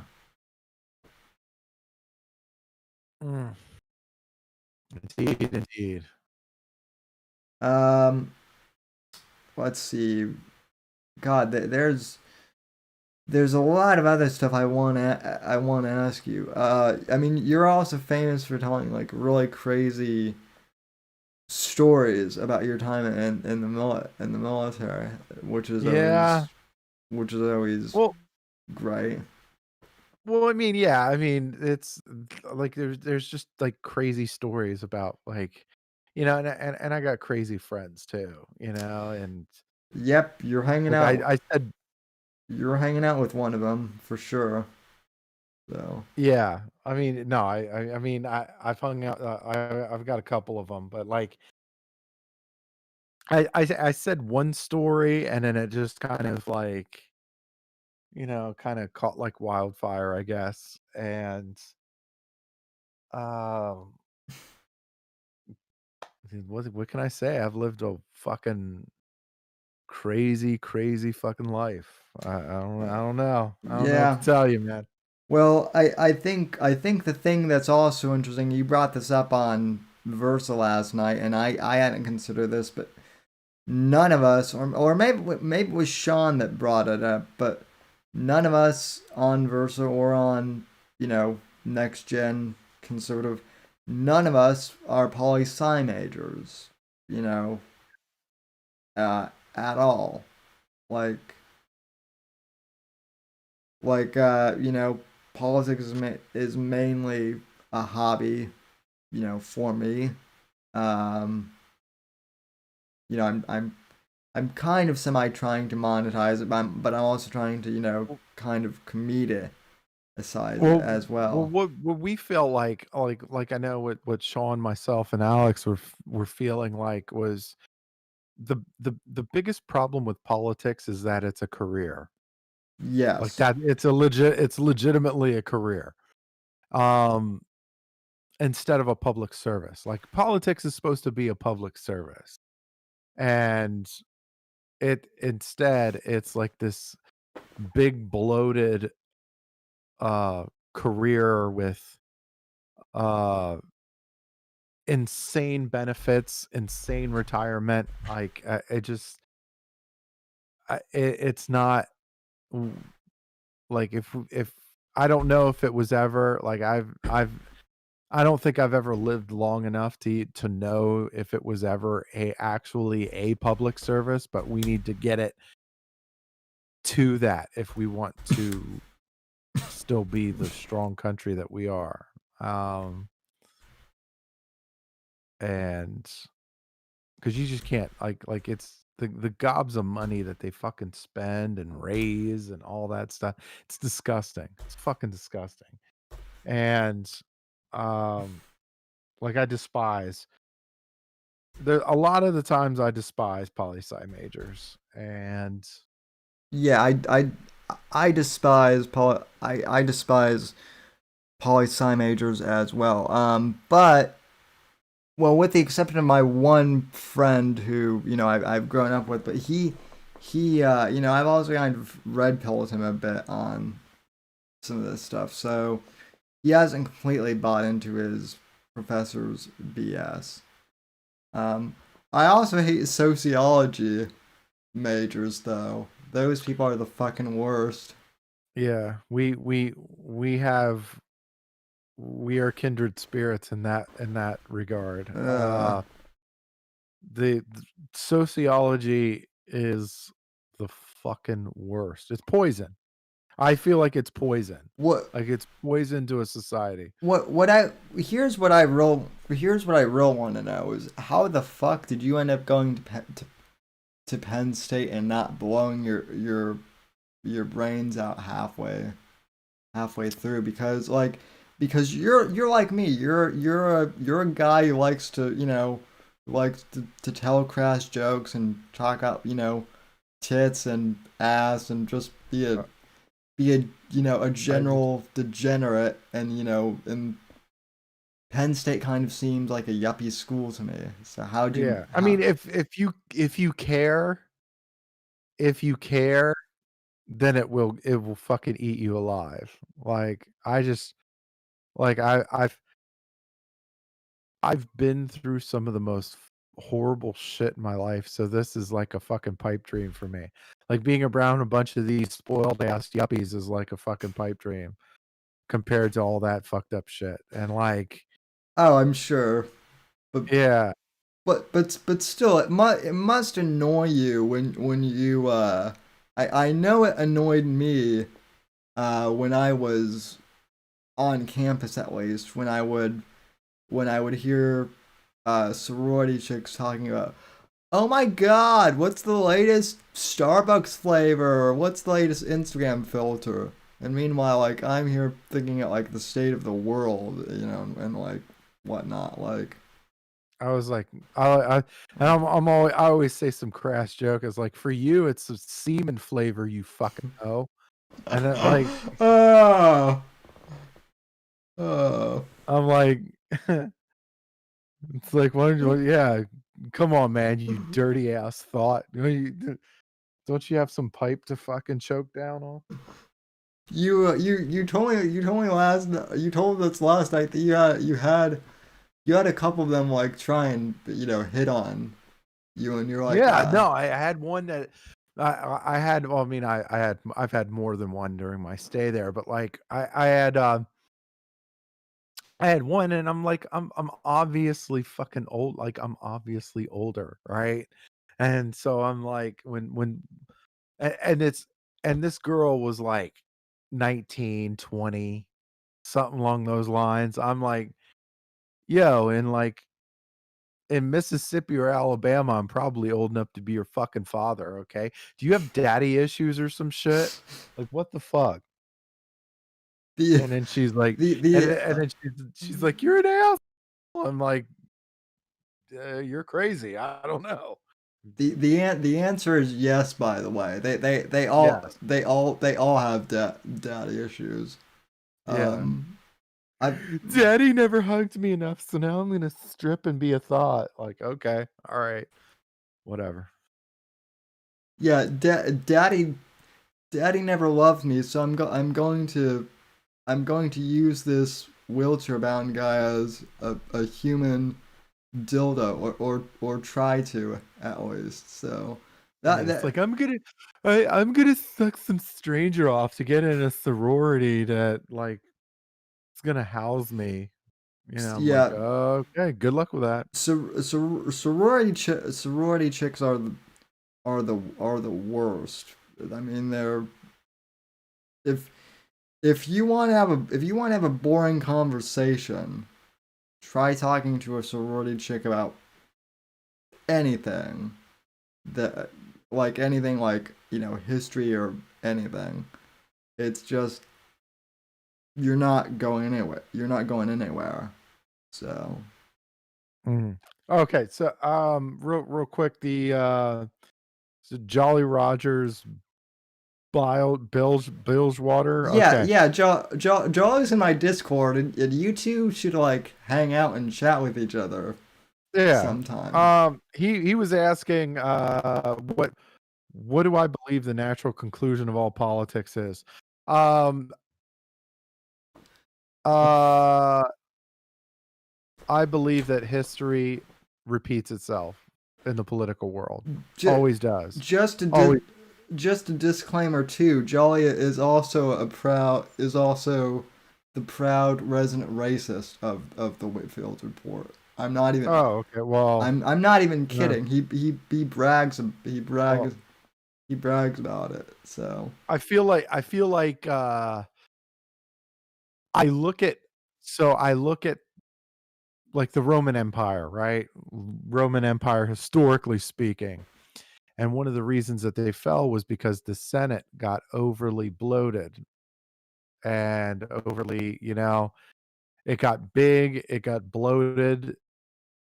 There was lots of corruption um, within that Senate, and it became too big for its britches, right? And so I look at what's happening here, and I see a lot of parallels. There's a lot of money. There's a lot of money exchanging hands, whether it's campaign financing, lobbyists, fucking outrageous pay, with retirement benefits that are like better than any fucking American. Um, I look at that and I'm like, dude, this is parallel to like the Roman dynasty. And the y- Roman dynasty was a badass fucking dynasty. And I'm like, what makes us so fucking special that we don't, head toward that same conclusion? I I keep mean asking. look, the Roman Empire lasted for 2,000 years. We're not even at we're just barely at like we're just over the peak of 200 years, as republic, and we're already, you know, kind of falling apart. We're not gonna make it to 2,000 years. I guarantee you that. So Mm-mm. Yeah, I don't think so either. And I mean, what has happened to us, like um we climbed faster than the Roman Empire. We've peaked as fast as the Roman Empire, and we're starting to kind of fall like our peaks and valleys are a lot shorter than obviously than that of the Roman here, Empire. Like, here's the interesting thing though, and this is the one part that gives me optimism. Is I feel like the vast majority of the people that I know of, right, in my daily life, think a lot like you and I do, right? mhm. They have they have common they have common sense. They're pretty smart. They're pretty reasonable. But it's really these blue checkmark yuppies on Twitter and Facebook and social media. Basically, they're in the fucking minority. But because they have a fucking bullhorn, right? They're the ones who have the biggest, voices. That's why this whole thing with like, Ellen Page. Oh, I'm gonna become a fucking I'm gonna become a fucking tranny man now because it's fucking trendy. Like 10 years ago, you know, like no one gave a fuck if you were a tranny and shit like that. Like degeneracy was not like a thing as much back then. But Yeah. it's just because like the fucking minority voice is just screaming batshit, and and the power structure is just like bending to it. So Yeah. Well, I mean, we're what we're experiencing now is decades of information warfare. Like we're on the wrong end of decades of information warfare from like China, Russia, Iran, the usual suspects. oh yeah, Um, don't get me started on China. Uh yeah. I mean, look, we're talking about years and years of just like them them dividing us with, you know, with information warfare. Like I I mean, like with China, like when China says it though, they look like hypocrites. Like, oh, like they're the ones that were pushing. They were the ones that were really pushing the whole slavery stuff, like the slavery and the racial injustice stuff or whatever, which is hypocritical on their part because like look how like they have more slaves in that country than we have people in this country. Like they have they're talking about, oh well, like they to me China is the modern day Nazi Germany. oh They yeah, are, totally. yeah. Like they're using hundreds of millions of slaves to like build up their economy, which is kind of fraudulent in itself because a lot of it is like currency manipulation and you know Well, and have you? predatory Yeah, I'm sorry. Go finance. ahead. But yeah, it's like the legit what they're doing to the Uyghur Muslims is exactly what the fuck the Nazis did to the Jews. It's Yeah, exact same shit. totally. So, have I told you my Alex Jones like tinfoil hat conspiracy with China and COVID? Mm. Yeah. No, what Okay, so I've kind of talked about this on the show before, but I find it extremely telling that last year in 2019, right? In 2019, uh, President Trump gets an intelligence briefing about the Uyghur death camps in China. Mhm. Basically, he then basically like along with a few other countries, like I think the UK was one of them with Boris Johnson and a few of other allies. Basically, and the media did not fucking cover this at all. But he basically decried what China was doing as a human rights violation and basically said, look, America is not gonna fucking, stand for this, right? So we basically so Trump basically put some more tariffs which really fucked over China, like really, like really fucked their trade with the US and everything. They were not fucking happy, right? Roughly three roughly 3 months later, then by my count, guess what appears in the US? The Rona. Ding ding ding. Yeah. So, you know, I mean, again, I'm pretty sure the stream is gonna get, taken down or something. But at this point, I don't care because, you know, I mean, it is COVID basically is a bioweapon by the Chinese. I'm just gonna fucking say it. And, you know, so we have that. And it's all because of the whole Uyghur death camp thing. So that's my Alex Jones slash Glenn Beck conspiracy with Rona.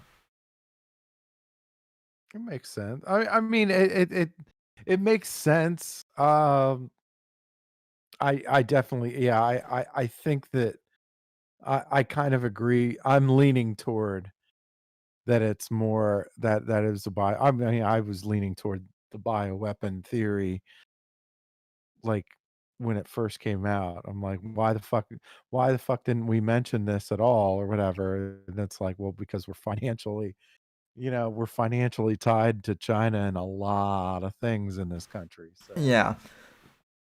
Three Olive says loves capitalism, but something needs to happen with these tech giant. I mean, yeah, yeah. Well, I mean, we've all been saying that for years, especially with YouTube and like big social. But at this point, Olives, I hate to say it, but I don't see anything happening other yeah, than Ted Cruz having more, grandiose speeches about, tech censorship in Congress. But they're not gonna fucking do anything about it. Otherwise, they would have by now, I feel like. yeah. I I feel like yeah, and I was telling and I was saying this on the Versa show yesterday that the one gripe that I have, the one and only gripe that I have with the Trump administration is the is that they took down the net neutrality and there wasn't anything really to replace it with.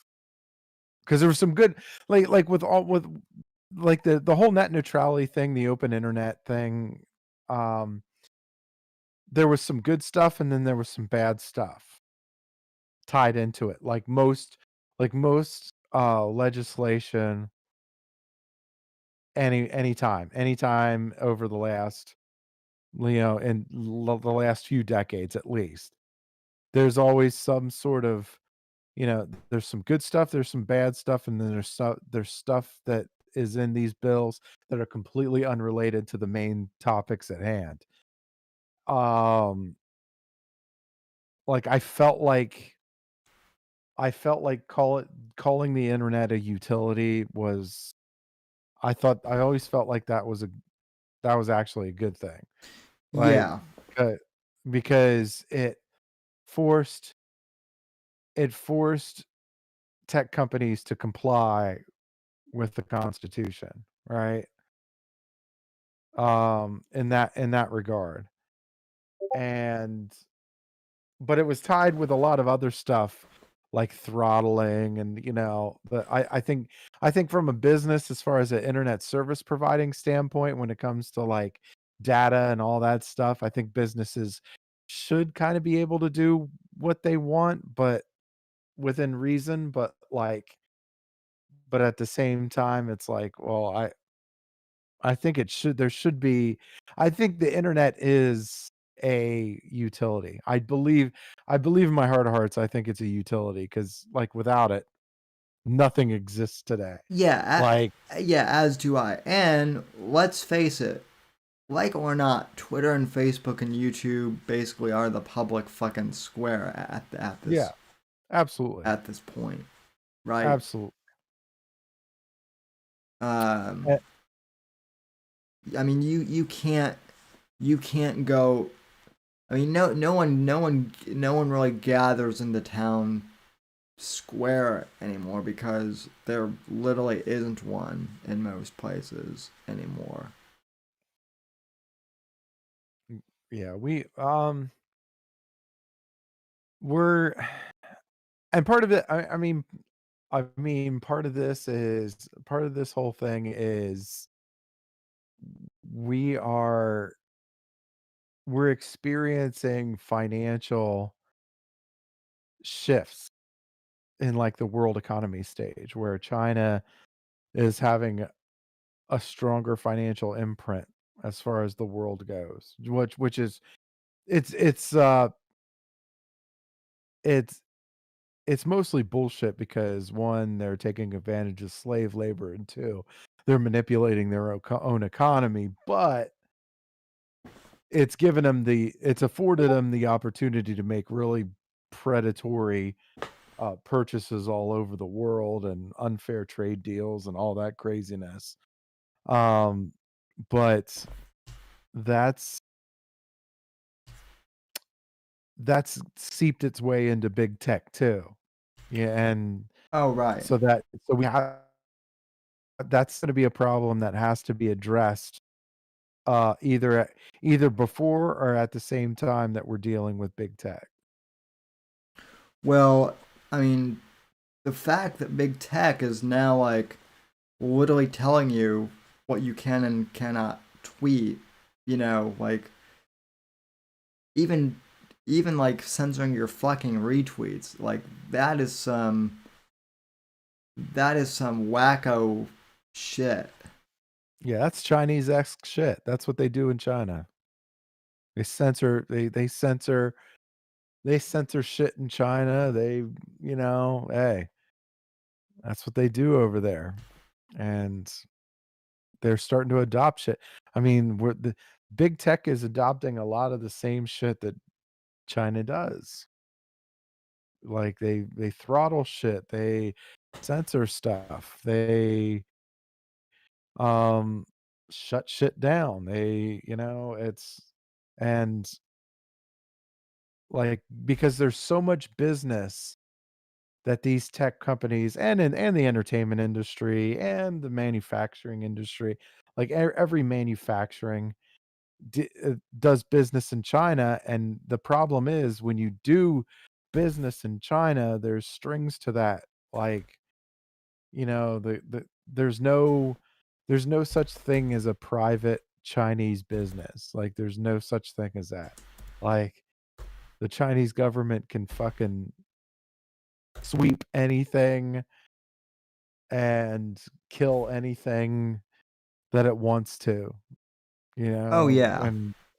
and that's the element that these companies either didn't foresee or really didn't give a shit about. Probably a little bit of both, but Uh um, Warfus wants to know if you've ever been to China, which I don't know. mm, I know you've no, been, I don't have the balls to go to China. I know you I'm sorry. I know you've been to Thailand, but I've been to a whole lot of Asia, but yeah, China's probably not one of them. you had some crazy stories about uh Thailand that you were. Thailand's fucking nuts, man. Thailand is fucking nuts. I always said that that's like the Las Vegas of the world. Like that's the sin. Bangkok and Pattaya are like the sin cities of the world Really, because like everything. I've I've heard that about fucking I've always heard that about Amsterdam, Amsterdam. Amsterdam, yeah, Amsterdam. Oh, I mean, Amsterdam is very um has its regulations though. Like, yeah, prostitution's legal, but it's like regulated. Yeah, marijuana's legal, but it's regulated. Like there's a lot of regulation going on. With Bangkok and Pattaya, there's a lot of lawlessness that goes on over there. Like it's not really like, you know, there's a lot of corruption is just rampant over there. Oh yeah. So, yeah, there's a lot of just weird shit over there. I mean, there don't get me wrong, there's a lot of weird shit in Amsterdam too. I've been to Amsterdam too. There's a lot of weird shit over there too. Um, and anybody who goes to Amsterdam, if you start seeing blue lights, fucking go the other way, because because the red light district. That's like where all the Oh yeah, prostitutes oh are at yeah, and stuff like that. yeah. The blue lights are the disgusting shit, like the he she's and the fucking children and all that craziness. So you just Oh fuck. get the fuck out of the blue light areas. But yeah, yeah, that seems weird. I have to think though that COVID has put a fucking dent in all that stuff. Then again maybe not. I don't know. Yeah. Thailand, yeah, $3 it says, is it Thailand that has a death sentence for I don't know if N- there's a death sentence, but No, trust me.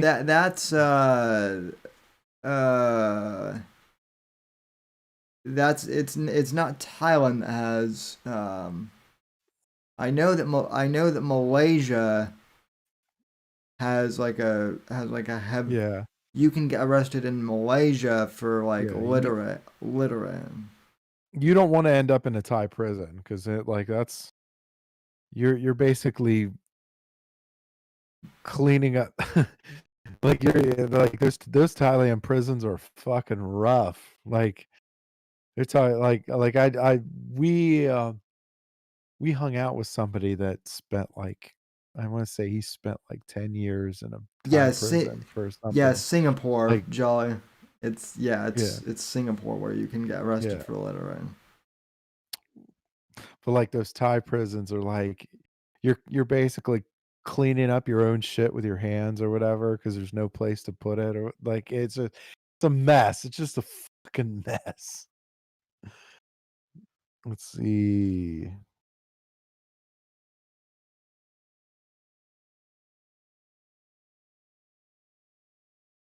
I was just looking at some of these people are commenting on here are fucking hilarious, by the way. Well, thank you. I'd like to think I have one of the most hilarious audiences in podcasting. So, Yeah, yeah, I'm definitely enjoying I'm enjoying these comments. I mean, look, I'd almost, I wanted to kind of save this for off the air, but I mean, if you'd be willing, I'd kind of maybe like to make this a regular thing or at least semi. I know that you're already co-hosting Versa, so I don't want to steal you away from Sean and Phil.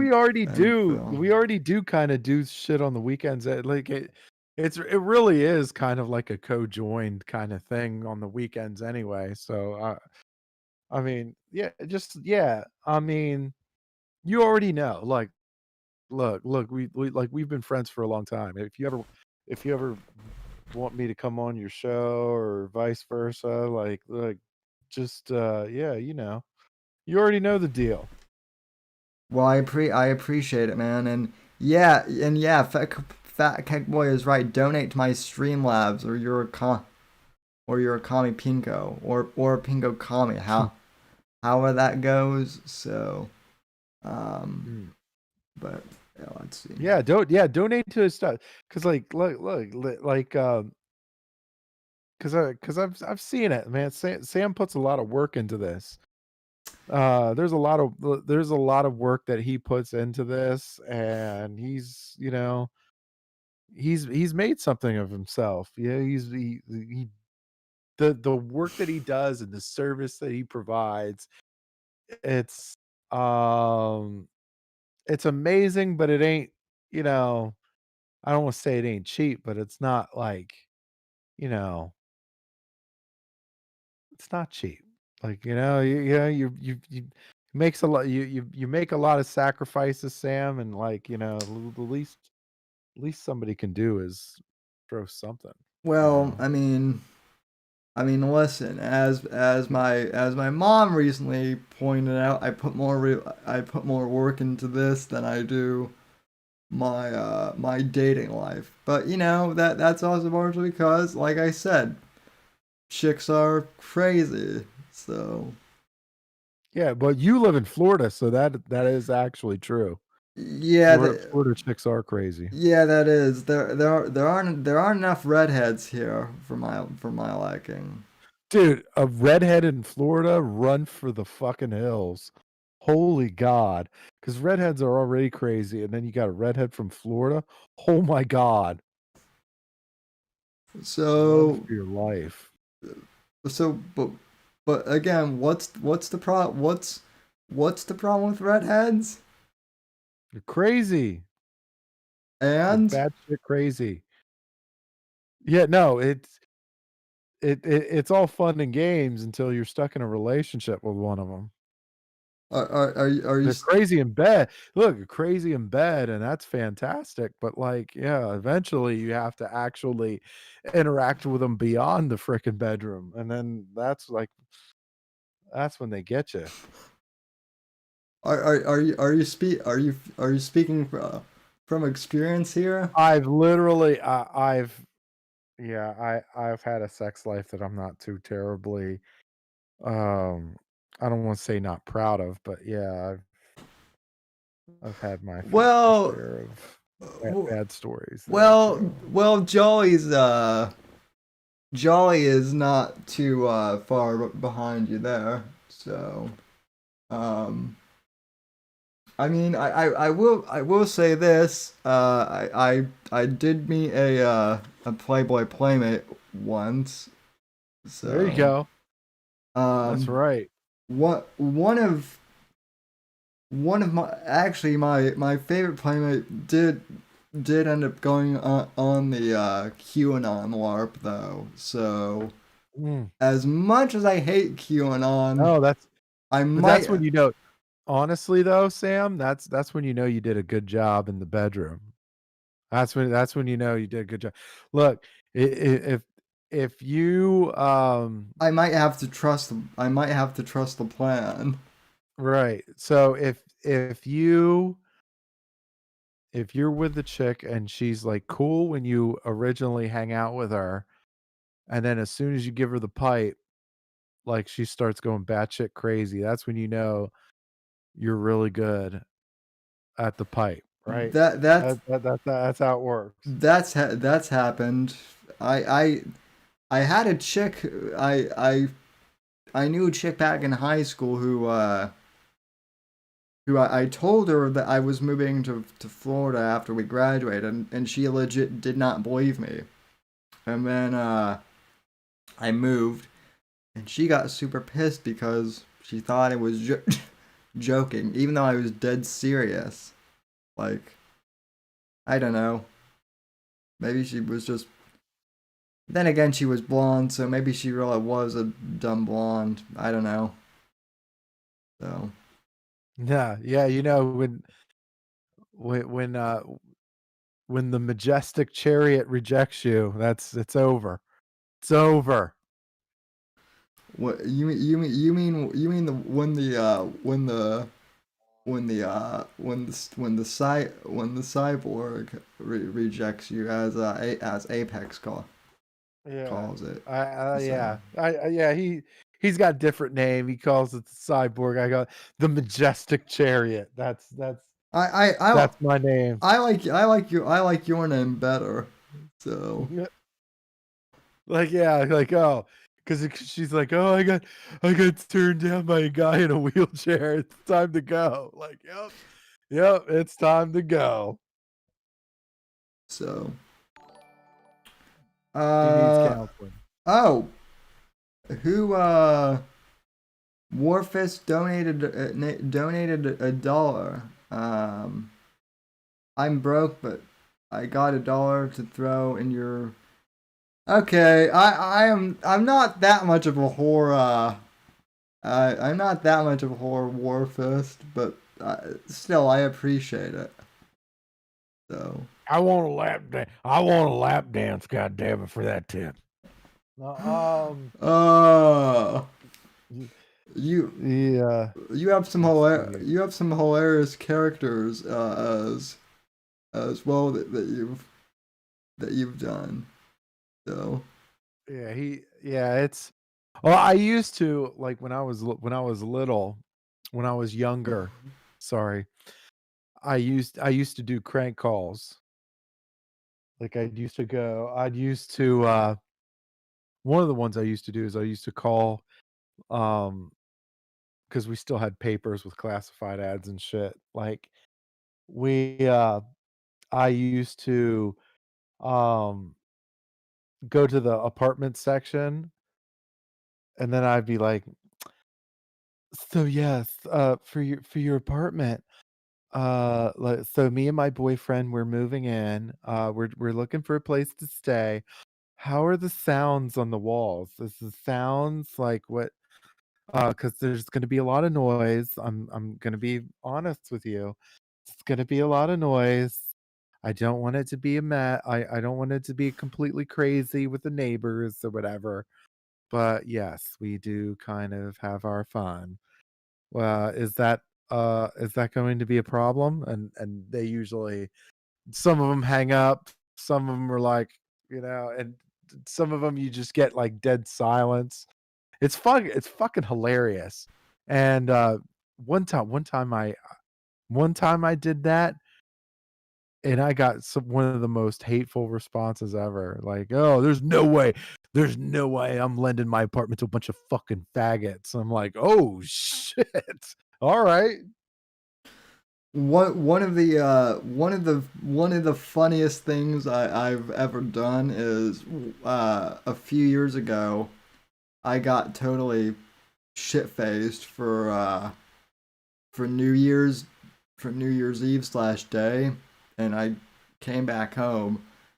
And I mean, I wasn't even thinking. I was just smashed. For some reason, though, I got this crazy idea to like call all of my exes and like profess that I still Oh, had. you drunk dialed. Oh, god. But I did it as a fucking prank.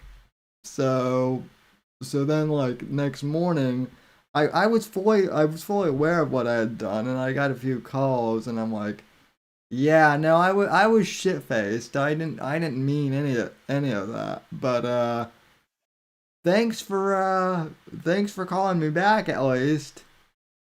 See you never.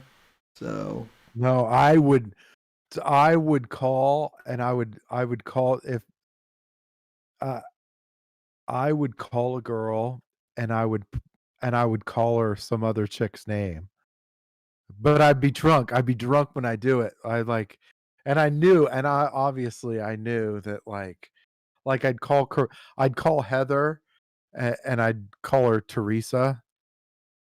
Like, "Look, Teresa, Teresa, you gotta listen to me. I've never stopped thinking about you.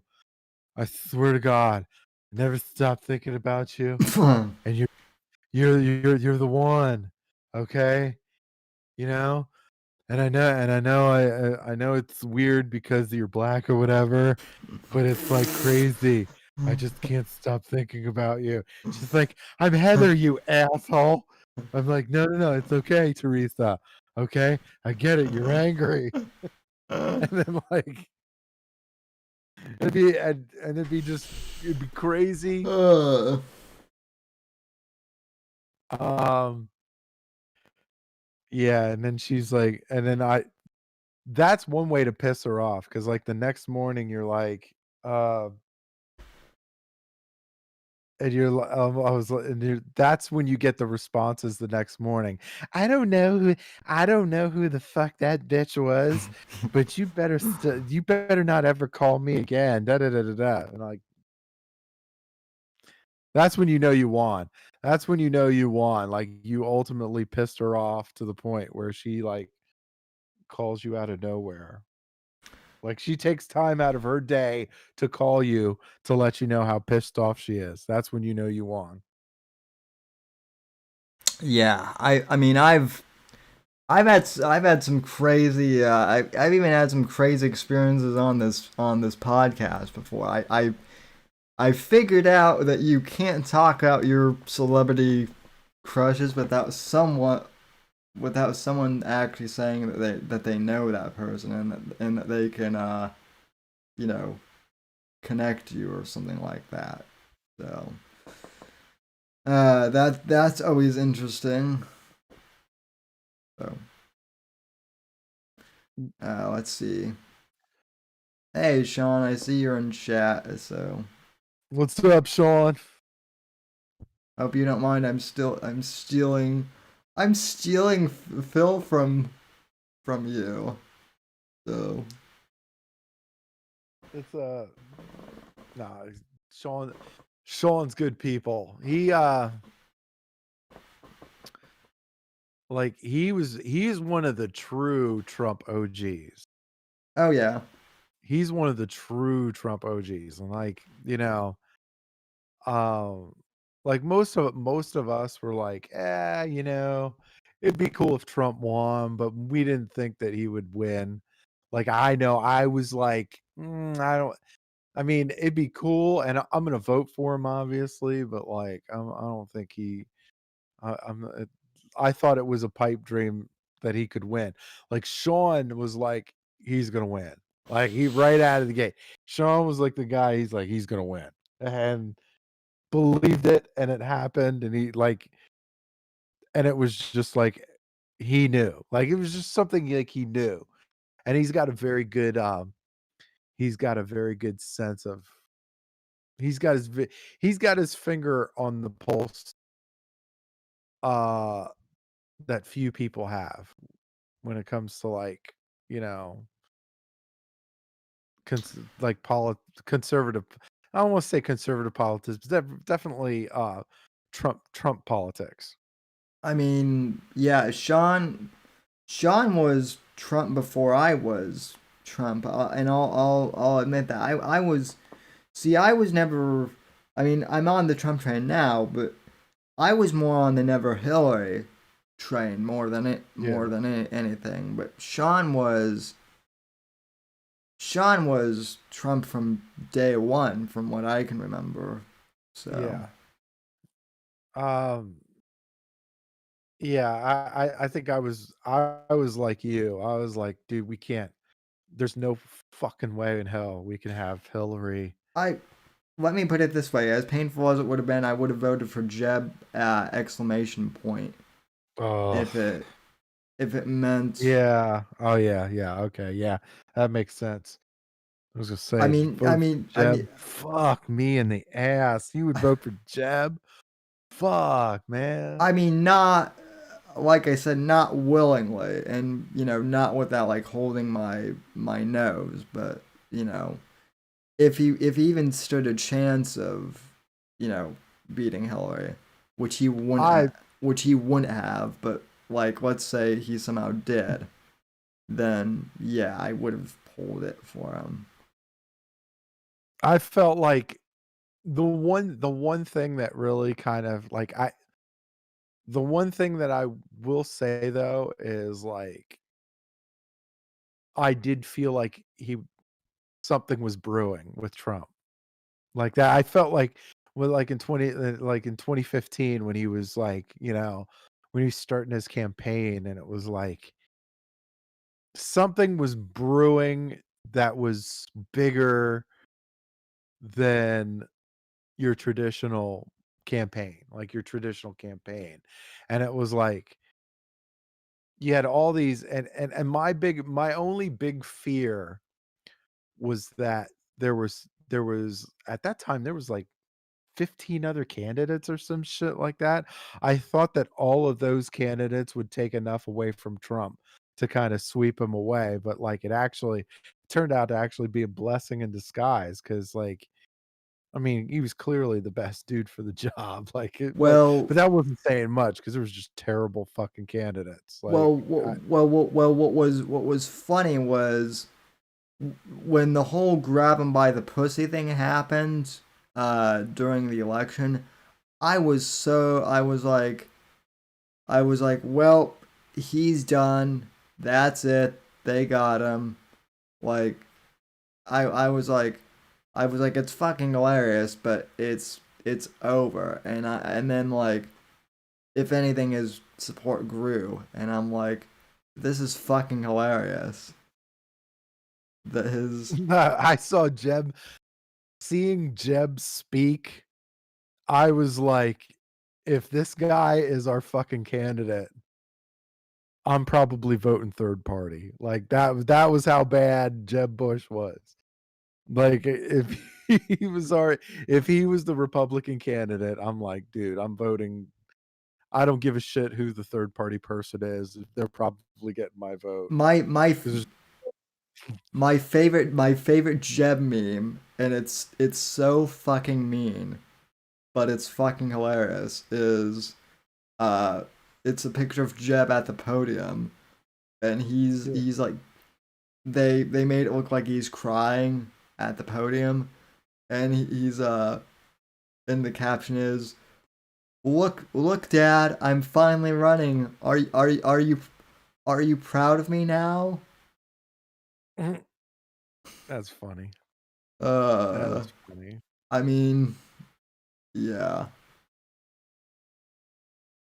But that's Uh, like it was terrible. Like the um and I was and we were I think we were talking a little bit about this yesterday, but like this is no longer I mean this is Trump's Republican Party now. Like it really is. As much as people want it like want it to be the establishment Republican Party, those days are gone.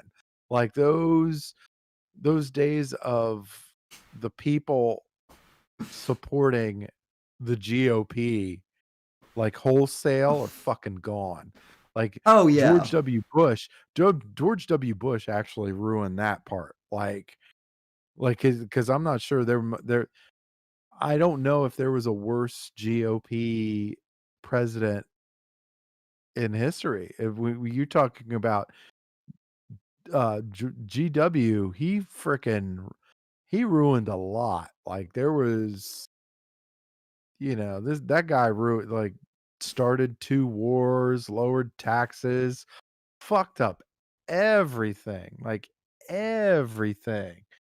Trade fucked up trade deals, sold off shit, fucking fucked up foreign policy, rate like just ridiculous. I mean, it was just ridiculous. And I think that how bad George W. Bush was the reason we got Barack Obama.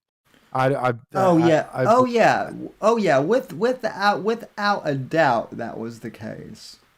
Without a doubt. I mean, a Um. lot of he's the reason he's the reason that a lot of people were actually looking at Ron Paul.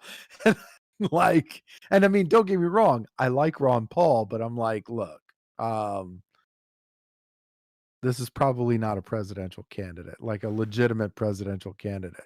Not that I don't like him, liked a lot of his policies and whatever, but like, um, but yeah, there was Well. no way that I was going to ever be able to take him seriously as a presidential candidate. Well. So here's the thing that's interesting about Obama and Trump. Trump and Obama are similar, and hear me out because I know that some people are scratching their heads, but right, Obama fundamentally transformed the Democrat Party, right? The the the Democrat Party we have now is the party of Barack Obama. Similarly, the Republican Party we have now is the party of Trump, Um, and there's no getting around that. So which I'm okay with, because I don't know. look, because like I said, there was no way that Mitt Romney was going to beat Obama, um, and the the Obama Democrats. There just isn't. I don't know. I felt a little different about Obama. Like I felt like I felt at least the first 4 years were actually a little bit more engaging from a bipartisan support because he had, Well, yeah, you yeah. know, he didn't pull out of the wars like he said he was going to do. He kept some Republicans in his administration. He um he was trying to engage Republicans like when it came to like the Obamacare, which of course was like he sold it as something completely different than what it was. Like that's one of the reasons why I fucking hated it. But like um but Well, he was more engaging, and then the second term was like he went right back to the establishment Democrat model, and then just you know, stopped the interaction as far as that went. I mean, Um, it's interesting that you say that he's establishment Democrat though, because he just drove. To me, Obama drove the Democrat Party more towards, like, he drove all the moderate Democrats out basically, and now because of Obama, now that's why we're getting the AOCs and the the Rashida Tlaibs and the whatever the well, chick from Minnesota I is. think he was harder. I think he was a lot more left wing in his first term, and then I think the second term he went more establishment. Like, I felt like he went more establishment in the second term, like Really? establishment Democrat, where he was looking more toward, post post Obama life. Like you know, Yeah. he was going in front of the camera a lot more. Was, you know, he was interacting from like speech, like, because he had a lot of Wall Street backing with like especially with a lot of the bailouts and all that shit. Um Oh yeah. So, I mean, like he knew that second term he was looking more. I felt like he was looking more toward taking care of himself, that's um and of course that's what a lot of people said that's what gave us Trump, but no, but I disagree with that because Trump I mean he was just something bigger. He was just something bigger than that, than all of that. Like, Yeah. Uh oh yeah, thanks Major Victory. Ilhan Omar was who I was thinking of. I I can't remember her name because, to be honest, I don't really want to be I honest. don't give a shit about her. So, anyway, though, it is almost midnight, and I don't want this to become a 4 hour uh podcast, Yeah. even though that is what I am want to do usually on Saturday day nights, but since it is a week, since we're heading into the week, I suppose we could kind of at least start wrapping it up. Yeah. Any topics or anything that you want to bring up that's on your mind, and anything that you want to ask me or talk to me about? I can't think of anything, but yeah, we can always do this again. Like I said, give like give donate to Sam donate to Sam's donate to Sam's fund because yeah, he's legit, but he works hard at this, and you know, Uh, he deserves some stuff, the and Jolly says the people demand 8 hours of hate. Jolly, we'll have to do that during.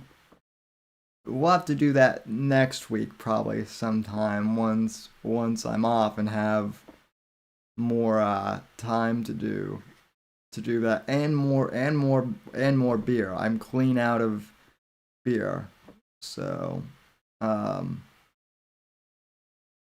But Mm. so you're doing periscopes now, huh? Little, yeah. Every now and again, I'm trying to set up. I'm trying to make it more of a regular thing.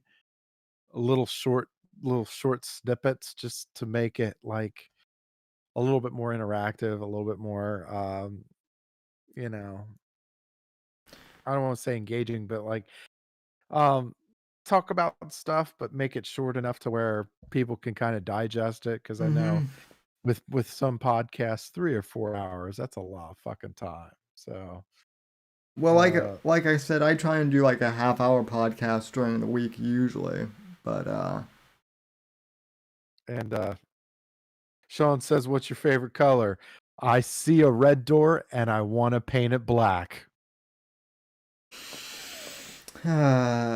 nice reference. I do have a I have another question for you, which is what is Oh your yeah. favorite type of music?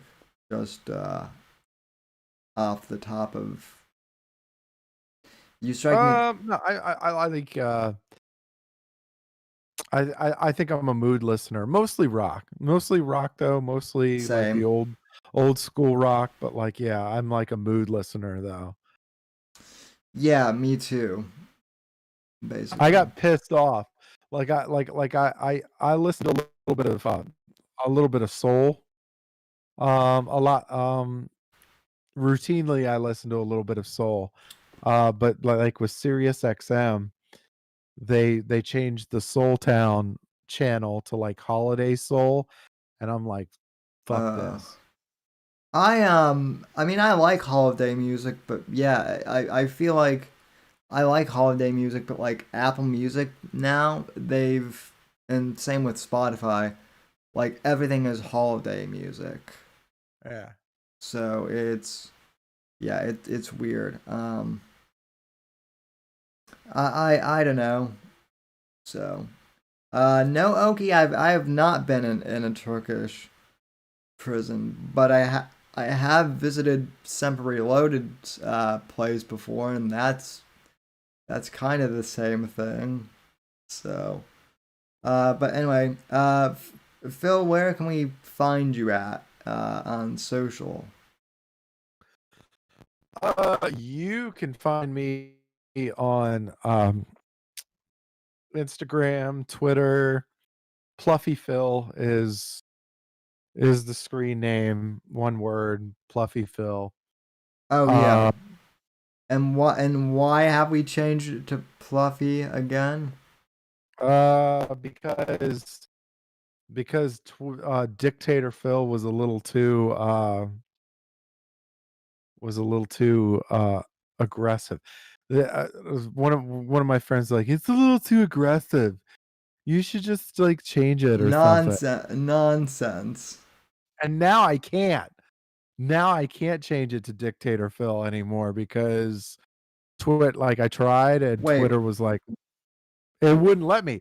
It didn't say it was already taken. It just wouldn't let me change it to Dictator Phil. Oh, interesting. Yeah. Well, I mean, I've had the same Twitter account since like 2011. But the thing of it is I can't use at Sam Whitfield because some fucker in Britain has that, and they have logged in since 2009, and they only have 3 tweets, and yet like I so. British fucking British. If you're rich and British, you've probably made love to a dude. That's that's my I mean, I'm not gonna lie consensus though. opinion. I'm not gonna lie though. As far as like Brit models go, Lucy Pinder is pretty nice. So,